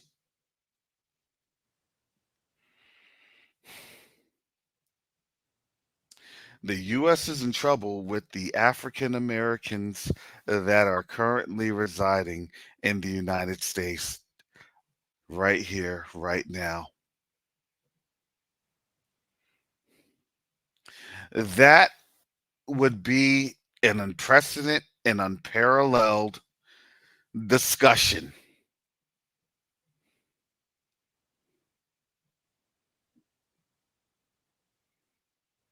Because now, here's the problem. Now, really, the U.S. would be threatened with lawsuits upon lawsuits upon lawsuits.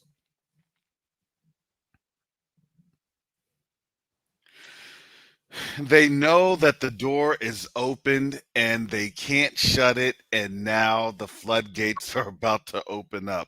Do you know how many attorneys are salivating at this?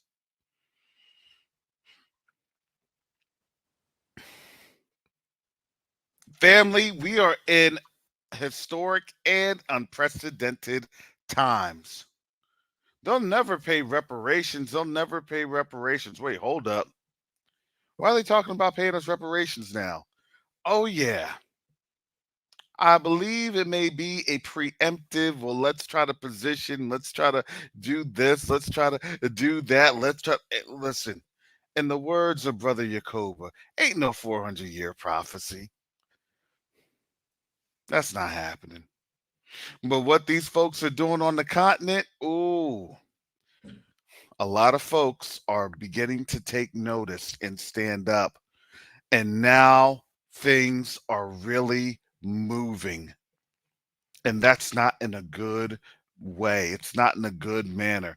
Maybe we start to understand why these markets are cooking up. Now you can start to see. You just can't say this and then get away with words anymore. Words do now have accountability. And now those accountabilities are for those particular functions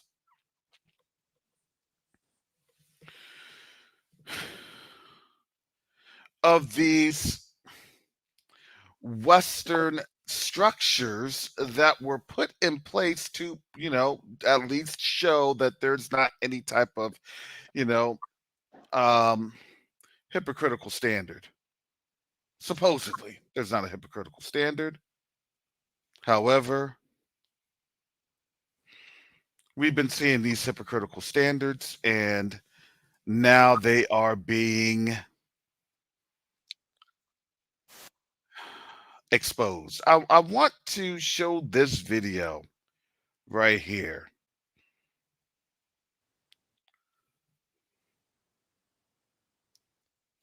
This is from Tunacheki. Shout out to Tunacheki, fair use. And I'm trying to format this channel a little bit better. There we go. Perfect. And I'm gonna put that in the chat as I normally do. Bear with me, family. These are the little tidbits and screen bites that we will be providing at the Quest to Unite Africa news. Here it is. Let me go ahead and share the screen for all to see. And here is your latest Africa news. There is a terrible, terrible slaughter that is underway in Gaza. And despite, a whole host of promised protections of the civilian population that is innocent of the harm that was done by Hamas, people are unprotected, the innocent are being killed, women and children, public institutions that should provide support and help are just being decimated. And we felt as a country and as a signatory to a range of international conventions that it's time we make conventions work for the good of ordinary people, and that we could not idly, as a member state of the UN, sit by and watch this as though it's a film, that we needed to step up and draw to the world's attention that a genocide is underway, in our view. These are countries that call on all of us to observe democracy, to respect international human rights law, to respect all the frameworks that govern global institutions. So it is them, in fact, who should be upholding a convention such as the Convention on the Punishment of the Crime of Genocide. So it's a pity that countries that often lecture us about how we must observe democracy, international law, and other important instruments are the very ones that are now saying, do not use these. What lesson does this offer for future breaches of human rights? Yeah. and I'm going to stop it right there. I have that link for you all in the chat.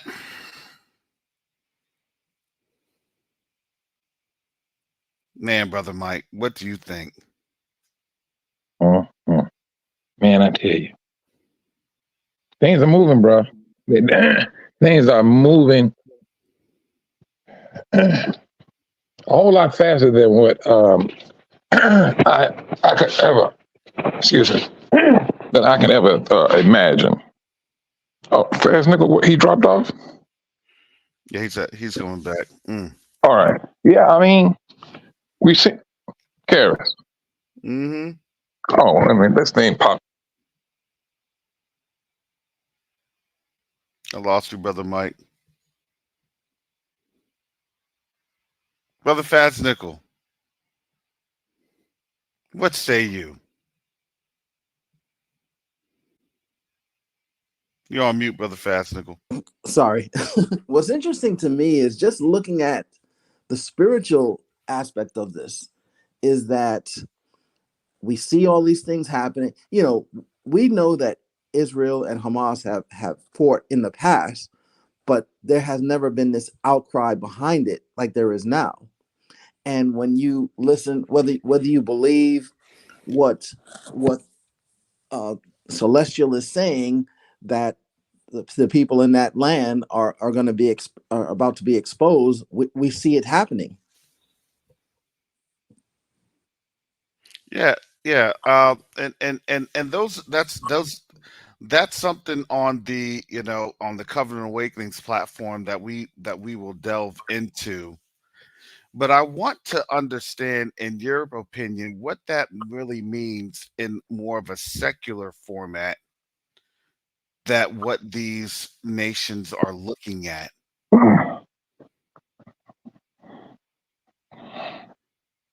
Well, this is the first time that they're recognizing genocide, that they're not turning a blind eye to it. Yeah, I was noticing that too. And now, if they're turning a blind eye, what does that mean for really the rest of let's say the continent?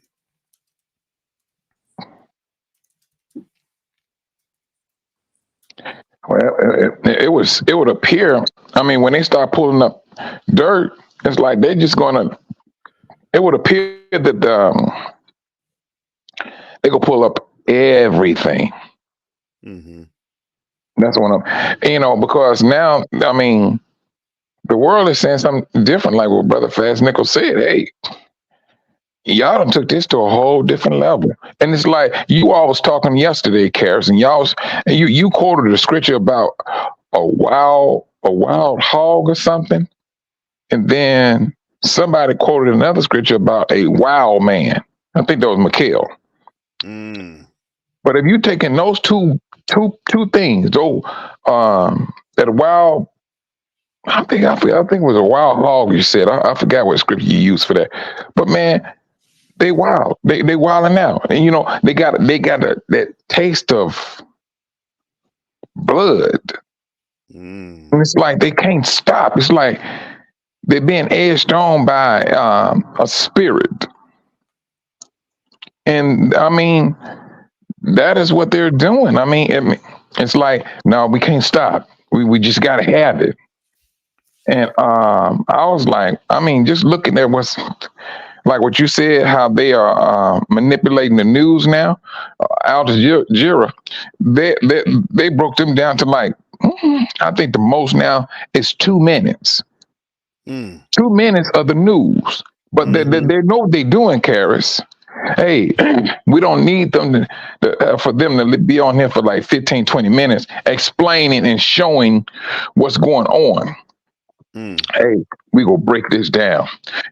You 2 minutes, you're not getting all in the news. So they know what they're doing. We got to keep them informed and uninformed at the same time. Thank you. This is some wicked stuff. Well, also we got to remember they're coming out with that Civil War movie, and there's going to be things happening that we just need to know about. Yeah. It's interesting, as you had said that, Brother Fast Nickel. All of these programming schemes that are on out there. And rest assured, family, this is the definition of programming, plain and simple. Good, bad, and different. Whether you're leaning right, leaning left, to me, it doesn't really matter. Because at the end of the day, there's going to be a convergence of look. It's going to come home to roost. These chickens are coming home to roost. Malcolm Whether X. you're France, whether you're Germany, whether you're Spain, whether you're Portugal, whether you're Italy, you know what's going to end up happening? Everybody's going to start to polarize on the European continent. It's going to polarize.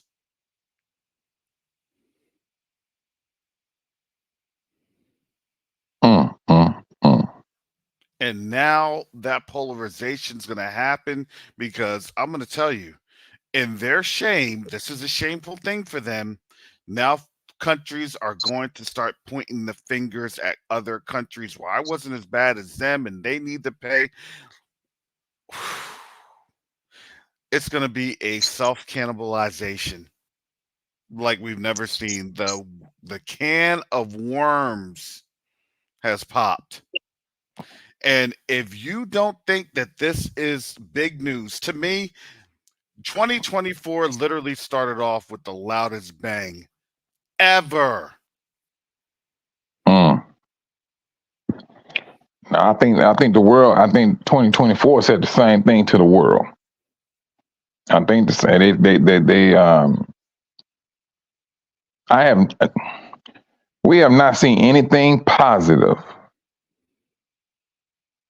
about 2024. You don't need to see too many let's this new 2024, let's work on our diet. Usually that'd be the biggest thing that's going on. No, it's this earthquake that hit. Was that Japan? Japan. Japan. All right, that was one thing. I mean, but you've seen everything, and it's happened so quickly. It's always something. You had the earthquake. Now the earthquake, that seemed like that been like 2 or 3 months ago, because so much news has taken place, so many different things has taken place since they had that earthquake, and it make it feel like that's been some months ago. Yeah, I said he was going to speed it up in his own due time, and I believe we at that particular time. I really believe we're at that particular time. And the thing I'm looking at too is this. You have South Africa. And I could be wrong. It seems like South Africa is taking the lead on this, calling out these people to what they're doing. It seems like they're the ones who's taking the lead and making sure that this goes to the highest court possible to get them dealt with. Now, whatever judgment comes down upon them, I don't know how. From a man's standpoint, is this something they really truly worried about, or are they giving attention to? Because from what we have seen, we seen people, Gentile delete people of color and and may get a handshake. Mm. Yeah. Please, family, please like, share, and subscribe. As Brother Fast Nickel would say, Brother Karras, I don't ever see you say please like, share, and subscribe in the middle. I'm gonna have Brother Fast Nickel work on those graphics. Shout out to Brother Fast Nickel. He's the glue.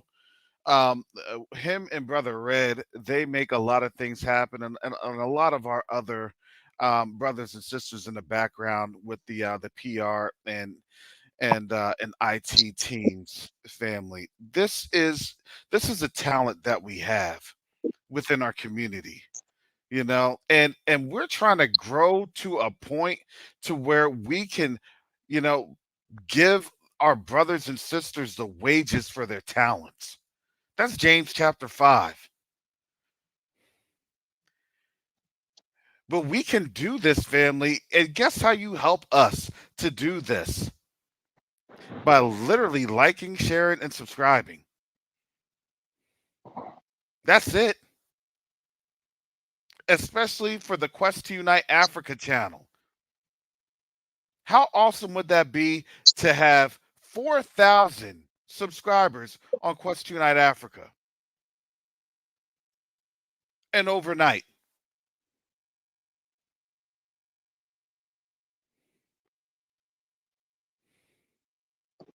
Because let me tell you how warfare is actually fought. You know what? Warfare, it's not just, we like to see the conventional tools of, explosions and bombs and all that other stuff. That's not warfare. Warfare is fought on different domains. And one of those domains is the information domain. So when they are ensuring that we do not have the information, that is literally information warfare that's being waged on us. Now we're trying to enable ourselves to have the tools necessary for that tactic to not be successful against us. We've had that on us for years. Do you want to know how we kind of understand those things? Guess what? There would be, especially in our communities, whispers and rumors. Oh, you don't go there. Oh, don't go to that area. Nah, you don't move in that area. Nah, don't drive there. I was talking to someone yesterday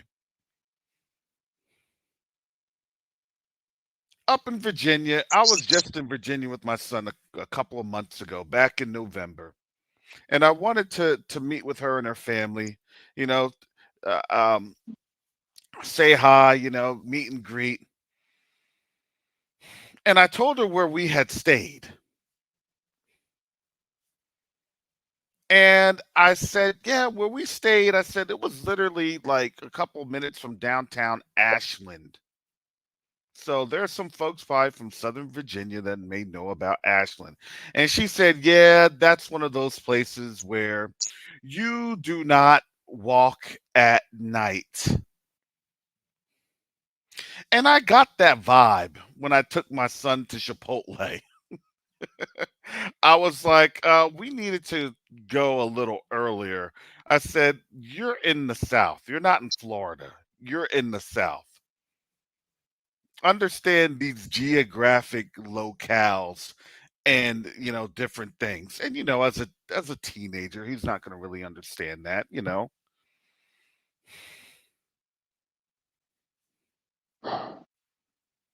But when I had that feeling, and then that feeling was kind of confirmed, I said, all right, that's good to know, because I do take that into consideration. Last time I was in Virginia, I had to do kind of a fly by night with my dad to grab some stuff for my family project, and we stayed in downtown at the Marriott there because I had a ton of points at that time. And I understand how things really work in different places. I've been all throughout the South, man. Albany, Huntsville, Olive Branch, Memphis, Nashville, you name it, I probably drove through it. Places in Kentucky,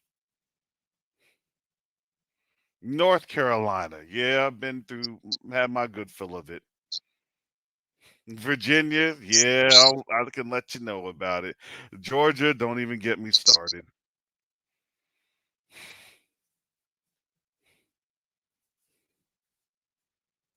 But I know, I kind of get that feeling, you know, and then it gets confirmed. Like, okay, because generally I like to book my own stuff after I do my own research, but that was for something for his team. But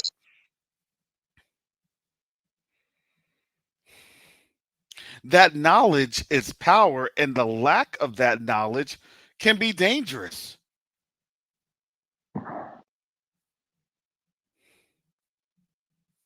So then what would compel that person that had spoken to me about this yesterday to say, oh, yeah, you're on over there?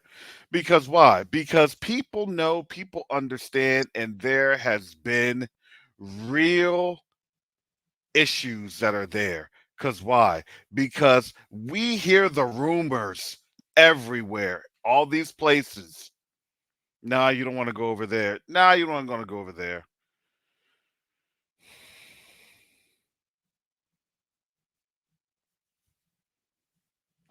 Yeah. I know we grew up when I was coming up. We grew up in the projects, St. John's apartments in Pine Bluff, and the people were like, "No, you better not go to the." They called it the brickyard, you know. But I think it's like this because when I was in Chicago, I stayed on the west side. Then I moved out to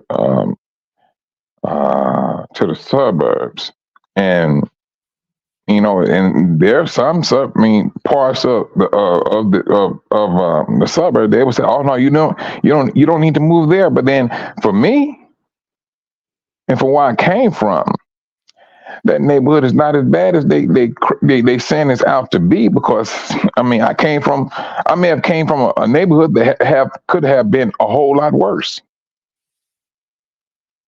And so people want to give their perspective. Oh, do that here. But then, but I do, truthfully, I never knew anything about, what do they call it? Sundown? What was it called? Sundown towns. Yeah, they have Yeah. that chat. Man, I kid you not. I did not know nothing about it. And I grew up in Pine Bluff. And let me tell you this, family, sundown towns are not just inherent to the South. They're not. Mm-mm. I knew about some sundown towns when I was a teenager living in Kansas City. There are some areas outside of Kansas City that they would tell us do not go. And this is something like I first learned this like when my mom and I had first moved on out there. We were driving around, the Midwest. We had just moved from New Jersey. Okay, let's see what's going on. It's supposed to be friendly and yada yada. And we got told that from someone at church. Hey, that's probably not a good idea. Oh, okay. First time, you know what I'm saying? Because that's something that we really weren't used to. Actually, we were, because in New Jersey, where I grew up in South Jersey, between Glassboro, where I had grown up, and Vineland, there was a place called Millville. And that was notorious. And on top of that, there was another place called Pittman, and that was notorious. And those places were you didn't see black population there. You just didn't. And they would just say, you just drive through. That's it. You get your gas, you drive through. You get the Vineland, you drive through. Keep it moving. And you know what? Yeah, go ahead, brother. You know what, Karis? I just found out about this a couple of years ago when this movie came out, The Green Book. Have you ever seen that? Yes, I did. And so when I was like, wait a minute, what is he talking about? This is a sundown town. And then, it led me to do I was like, what? I grew up down south. I didn't even know nothing about that, man. Cause me and my friends. But one thing I would say, when I was a child, early teens, mid-teens, we all got in cars, and it was like maybe like 4 or 5 carloads, and we would drive from one country town to the next country town, and we did that on the regular. Mm-hmm. We did that on the regular. We always got together and things. But when I seen that, I'm like, man. And the thing I'm looking at is this. Yacoba said this on one of his meetings, and he said they're going to force you out. Why all of a sudden now? I ain't gonna say why all of a sudden. Why isn't that the talk now? Sundown towns. Are you really truly trying to institute that stuff again? But I seriously believe it's going to be a backfire. Because I always said this, Karis. I was like, when me and my son, we drive down south, and when I leave and go down south, I leave like at midnight where there's nobody on the road. Mike, let folks know what down south starts. It doesn't just start in Kentucky. Where does down south start? Man, Truthfully speaking, where does this start at, Mike? I know you know the town I'm thinking about. Where's that town? You know the town I'm thinking about, Mike. You know it.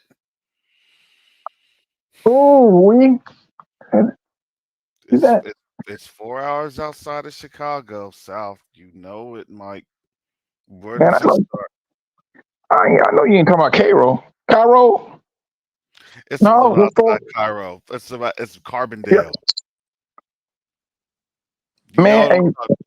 You know what I'm talking about. Where 57, 55 meets up. Yep. Yep. Yep. That's the true Dixon line. Yeah. That's for real. They've been saying they been getting a lot of copperhead snakes there in the Cairo area, and things of that nature. They said they've been popping up. They said it's just like you look up, there's a snake, and they said they just trying to figure out why this is happening. But yeah, I mean, you look at all this stuff, bro, and myself, I think it's dangerous for any officer to be working on a highway, especially at night. I mean, because if anything go down, I mean, and especially if you may be one of those officers who may be on some dumb stuff.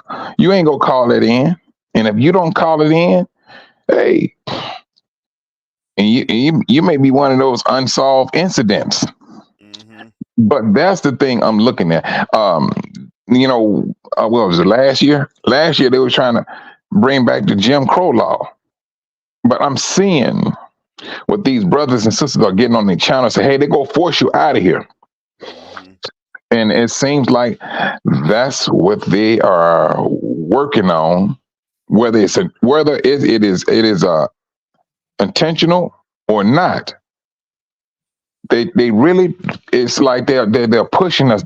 They're getting our minds set to get up out of here. I know we're not trying to entertain those days again. We're not trying to entertain those days. Ain't nobody trying to sit up here and say, hey,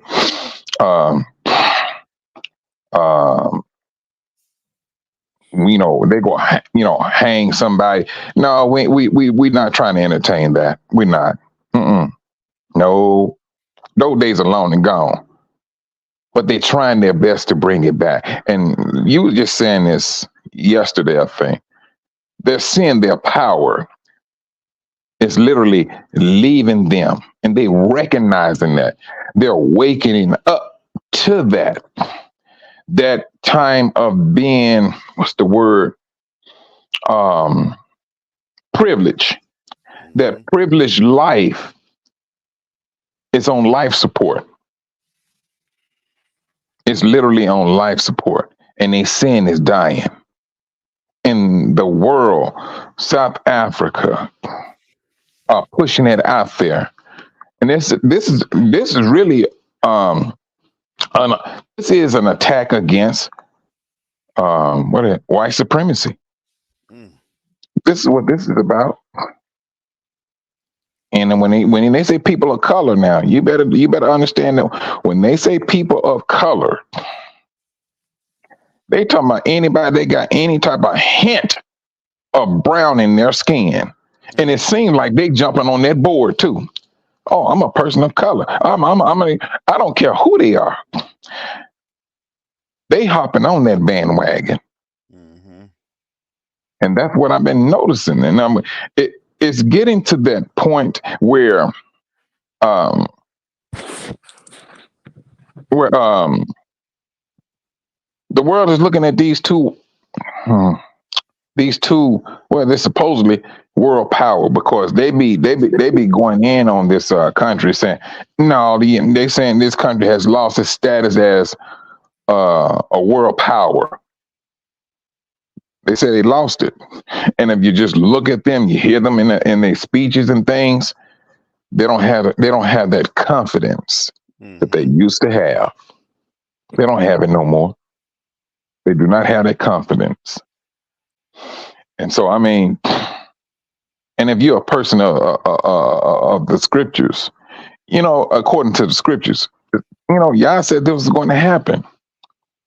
Everything that happened to his people, he said he was going to put on the nations. The United States is not is not the United Nations. I mean, the United States is like number one in his eyesight, according to Genesis chapter 15. He said he go judge that nation. And so, I mean, hey, they're being judged. They can sit been talking about climate change and all that stuff. Yeah, that's throw people off. Climate change, okay.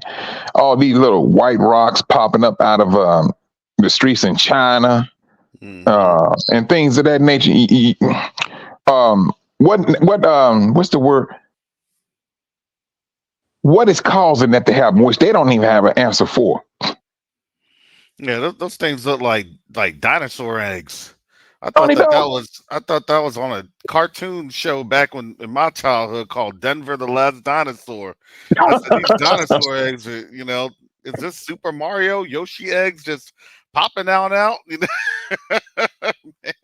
And that's the thing I was looking at, bro. I mean, I look at a lot of things. I mean, there's some stuff that's happening, and all of it. I ain't gonna say all of a sudden. Now, um, late last year to this year.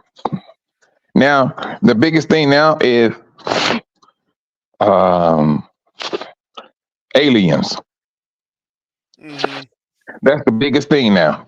I know. Aliens now. I know. Don't get me started Man. with that, because now there's aliens in Florida. Oh yeah. Florida's like top dog. Mm-hmm. You got everybody. I was there at the mall when it happened. I'm telling you, this was so and so, so and so, so and so. Everybody was at the mall now. I'm not. And I mean, I can't say they wasn't. But I mean, it can be not overwhelming. It becomes tiresome. Now everybody got a video showing some giant walking around. Don't get me wrong. Mm-hmm. I went to the grocery store about 2 weeks ago. Man, let me tell you something, Karis. Good night. You saw a giant? You saw a giant like Man, dressed in black dressed in black and was tall, unusually tall. And I'm looking at it, I'm just like, ain't nobody saying it here. Am I the only one? I thought it was a dude. What people have to, a lot of people don't get it, is what they're doing with CERN. They are cracking that veil. And that's why you're seeing all this. mm. Hmm. Yeah, well, we can go ahead and we can analyze that on the Covenant Awakenings channel. But for right now, Hmm. we know that, listen, there's a lot of things that's happening and developing that's going on, especially at this time where we're seeing that there is something unusual occurring, especially as we're witnessing these events coming forward. But look, even though all these things are strange, I think for them the strangest thing is we're coming together as a people and we're talking with each other as a people. So Ain't that something? this is the call to action. So, show your love with the tax deductible donation that can be made at quest2uniteafrica.org. Quest2uniteafrica.org. Also, you can join our amazing volunteers and any of our work teams when you visit our website at quest2uniteafrica.org. Sign up, help us on out. You can also support our upcoming event, Invest in Africa seminar, and you can join us for our Sunday collaboration meetings at 11 a.m. Eastern Standard Time. This Sunday will be our cultural engagements monthly presentation, where they will focus on Kenya. That's up next. It will be, or excuse me, Rwanda. That's up next. It'll be a great. Um, it will be a great presentation, family. So come on in and take a look and see. Mhm. Also join Right. us on Mhm. Facebook, and we can continue the conversation, especially for those folks that want to talk about Nephilim and all that other stuff. So, with that, You know what? I want to ask Nichols something. Didn't you all do post a like video? I think y'all was talking about. I forgot what country y'all was talking about because I seen it. I seen it on YouTube. Question Unite Africa, and it was just and I think Fast Nickel was on it too. And they were just having a different points as to what they did on the research they did on different countries. Well, yeah, within that yeah, country. that's going to be posted. That's going to be presented on Sunday. So there's a little bit of some error going on out. So yes, thank you, Mike. Please ensure that you see the work that it's going to be reposted after we present that to our folks at the Sunday collaboration meeting. You can get on in there. You just have to register at Quest to Unite Africa and sign up to volunteer. So yeah, Sister Anissa's in there. Yeah, I see. He said it. Yeah, that's Yeah, our so yeah, video. She letting me yeah. know. So we're getting that. We're getting that together, Yeah, I fam. seen it. You know, I seen the video. I mean, I think I would have. Cause when they was reading it, I said, man, if they had a little light music behind that, I said, boom, we done. You could just let that play because Hmm. they, I think it was like an hour or so. But if a little light music while you listening to them, yeah, oh yeah, I think that would have been more so on point. Yeah, so again, the video wasn't ready for release just yet. Oh, it So wasn't. that's yeah, Oh, that so yeah. So no, that was one of our internal things going on. So that video will be ready on Sunday, and it will be re-released on Quest Unite Africa channel for all of our folks to, enjoy that. Brother, So brother, family, please support Q2UA with our continued economic development initiatives on the continent. We spoke earlier about Mike getting ready to go on out there in the next couple of weeks and then providing a real wealth of knowledge, to and for everything that we have going on. It is that's now the engine. Now we have the coals and the fire, and the engine is picking up. So we are excited about that. We're also sourcing, supplying, and we're getting ready to deliver more mother newborn kits for expected mothers to have safer deliveries of the babies on the continent. That mhm. is getting ready to go on. We will be discussing that here with the Reeves, with the supply. The last time we had an event, it was very successful, and we plan on having that again in the near future. And so, as we continue to expand our business operations and to support jobs within our community, we spoke about that. We are on the precipice that, listen, the more that we do here, we have to utilize the tools that's available. And the Most High gives us that knowledge and that understanding. So all we need to do is then take that, be successful, because we run with it, and then guess what they do? They shut us down. But guess what? Before they shut us down, we already know how to move with the next iteration, the next version. That's how it is. Mm. And um, we're going to survey and report back to you the best opportunities and most reliable and trustworthy information. That's what we do here at Quest Night Africa. This is why we're doing the Invest in Africa Summit, our seminar. And that's why, that is really the ethos of the mission statement for the nonprofit charity organization.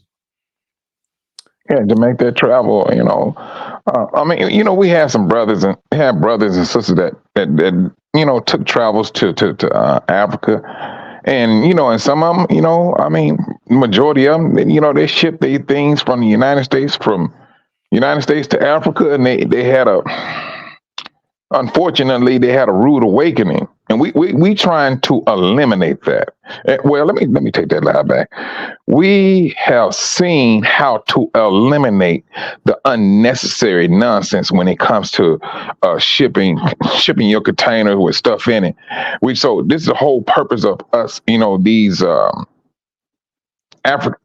brothers there and the leaders there, and talking with them, and people in this seminar, they can voice their opinion as to, hey, how do we do this? How do we do that? We trying to get all of the information together where it will make our travels a lot smoother, and things of that nature.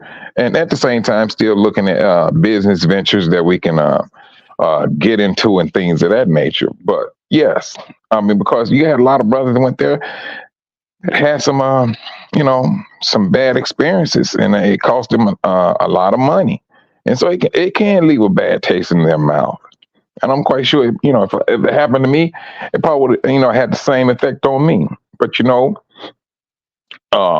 what we're fighting to do, and what we're working on doing, is to eliminate unnecessary travels. But as long as you have that principality over that particular country, we got to battle with that wicked spirit.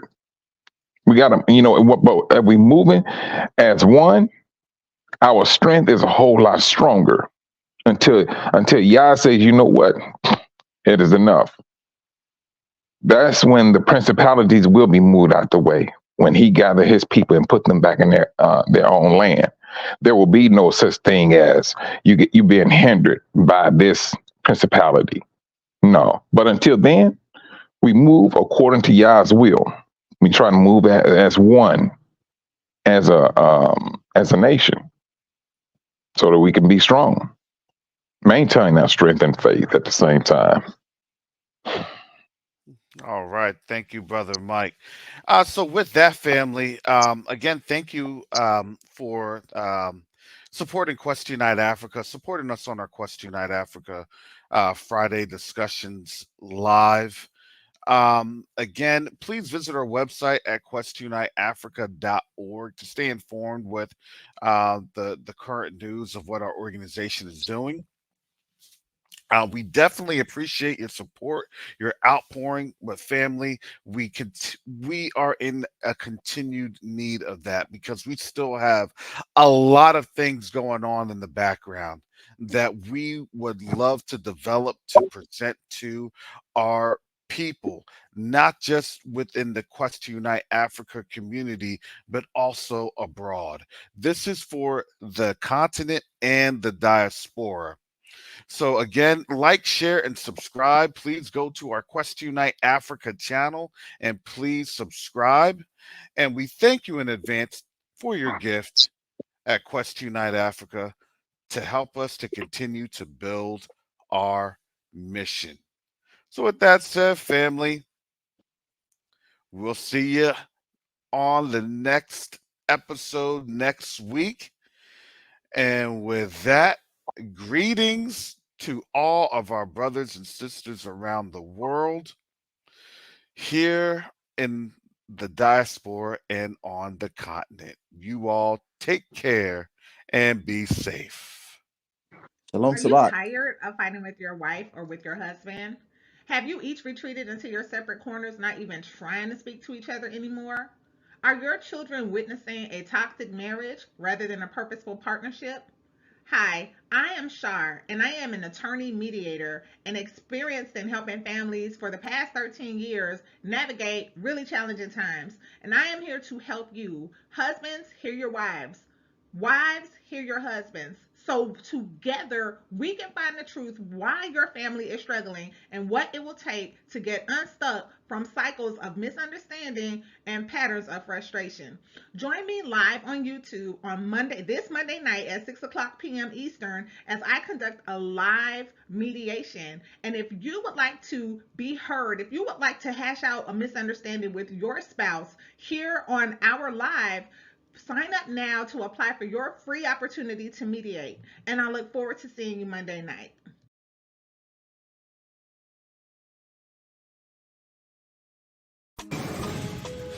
Container packed with supplies that need to make their way to families in Africa like yesterday. You said this is a 53-foot trailer? This trailer is packed with medical supplies destined to the motherland. We need to help get these out of here.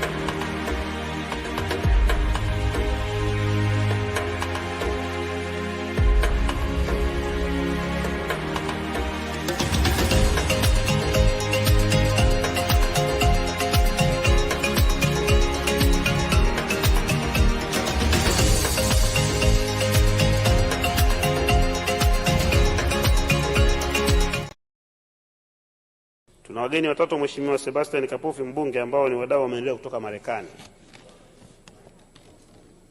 Wadau wa maendeleo kutoka Marekani. Karibuni sana.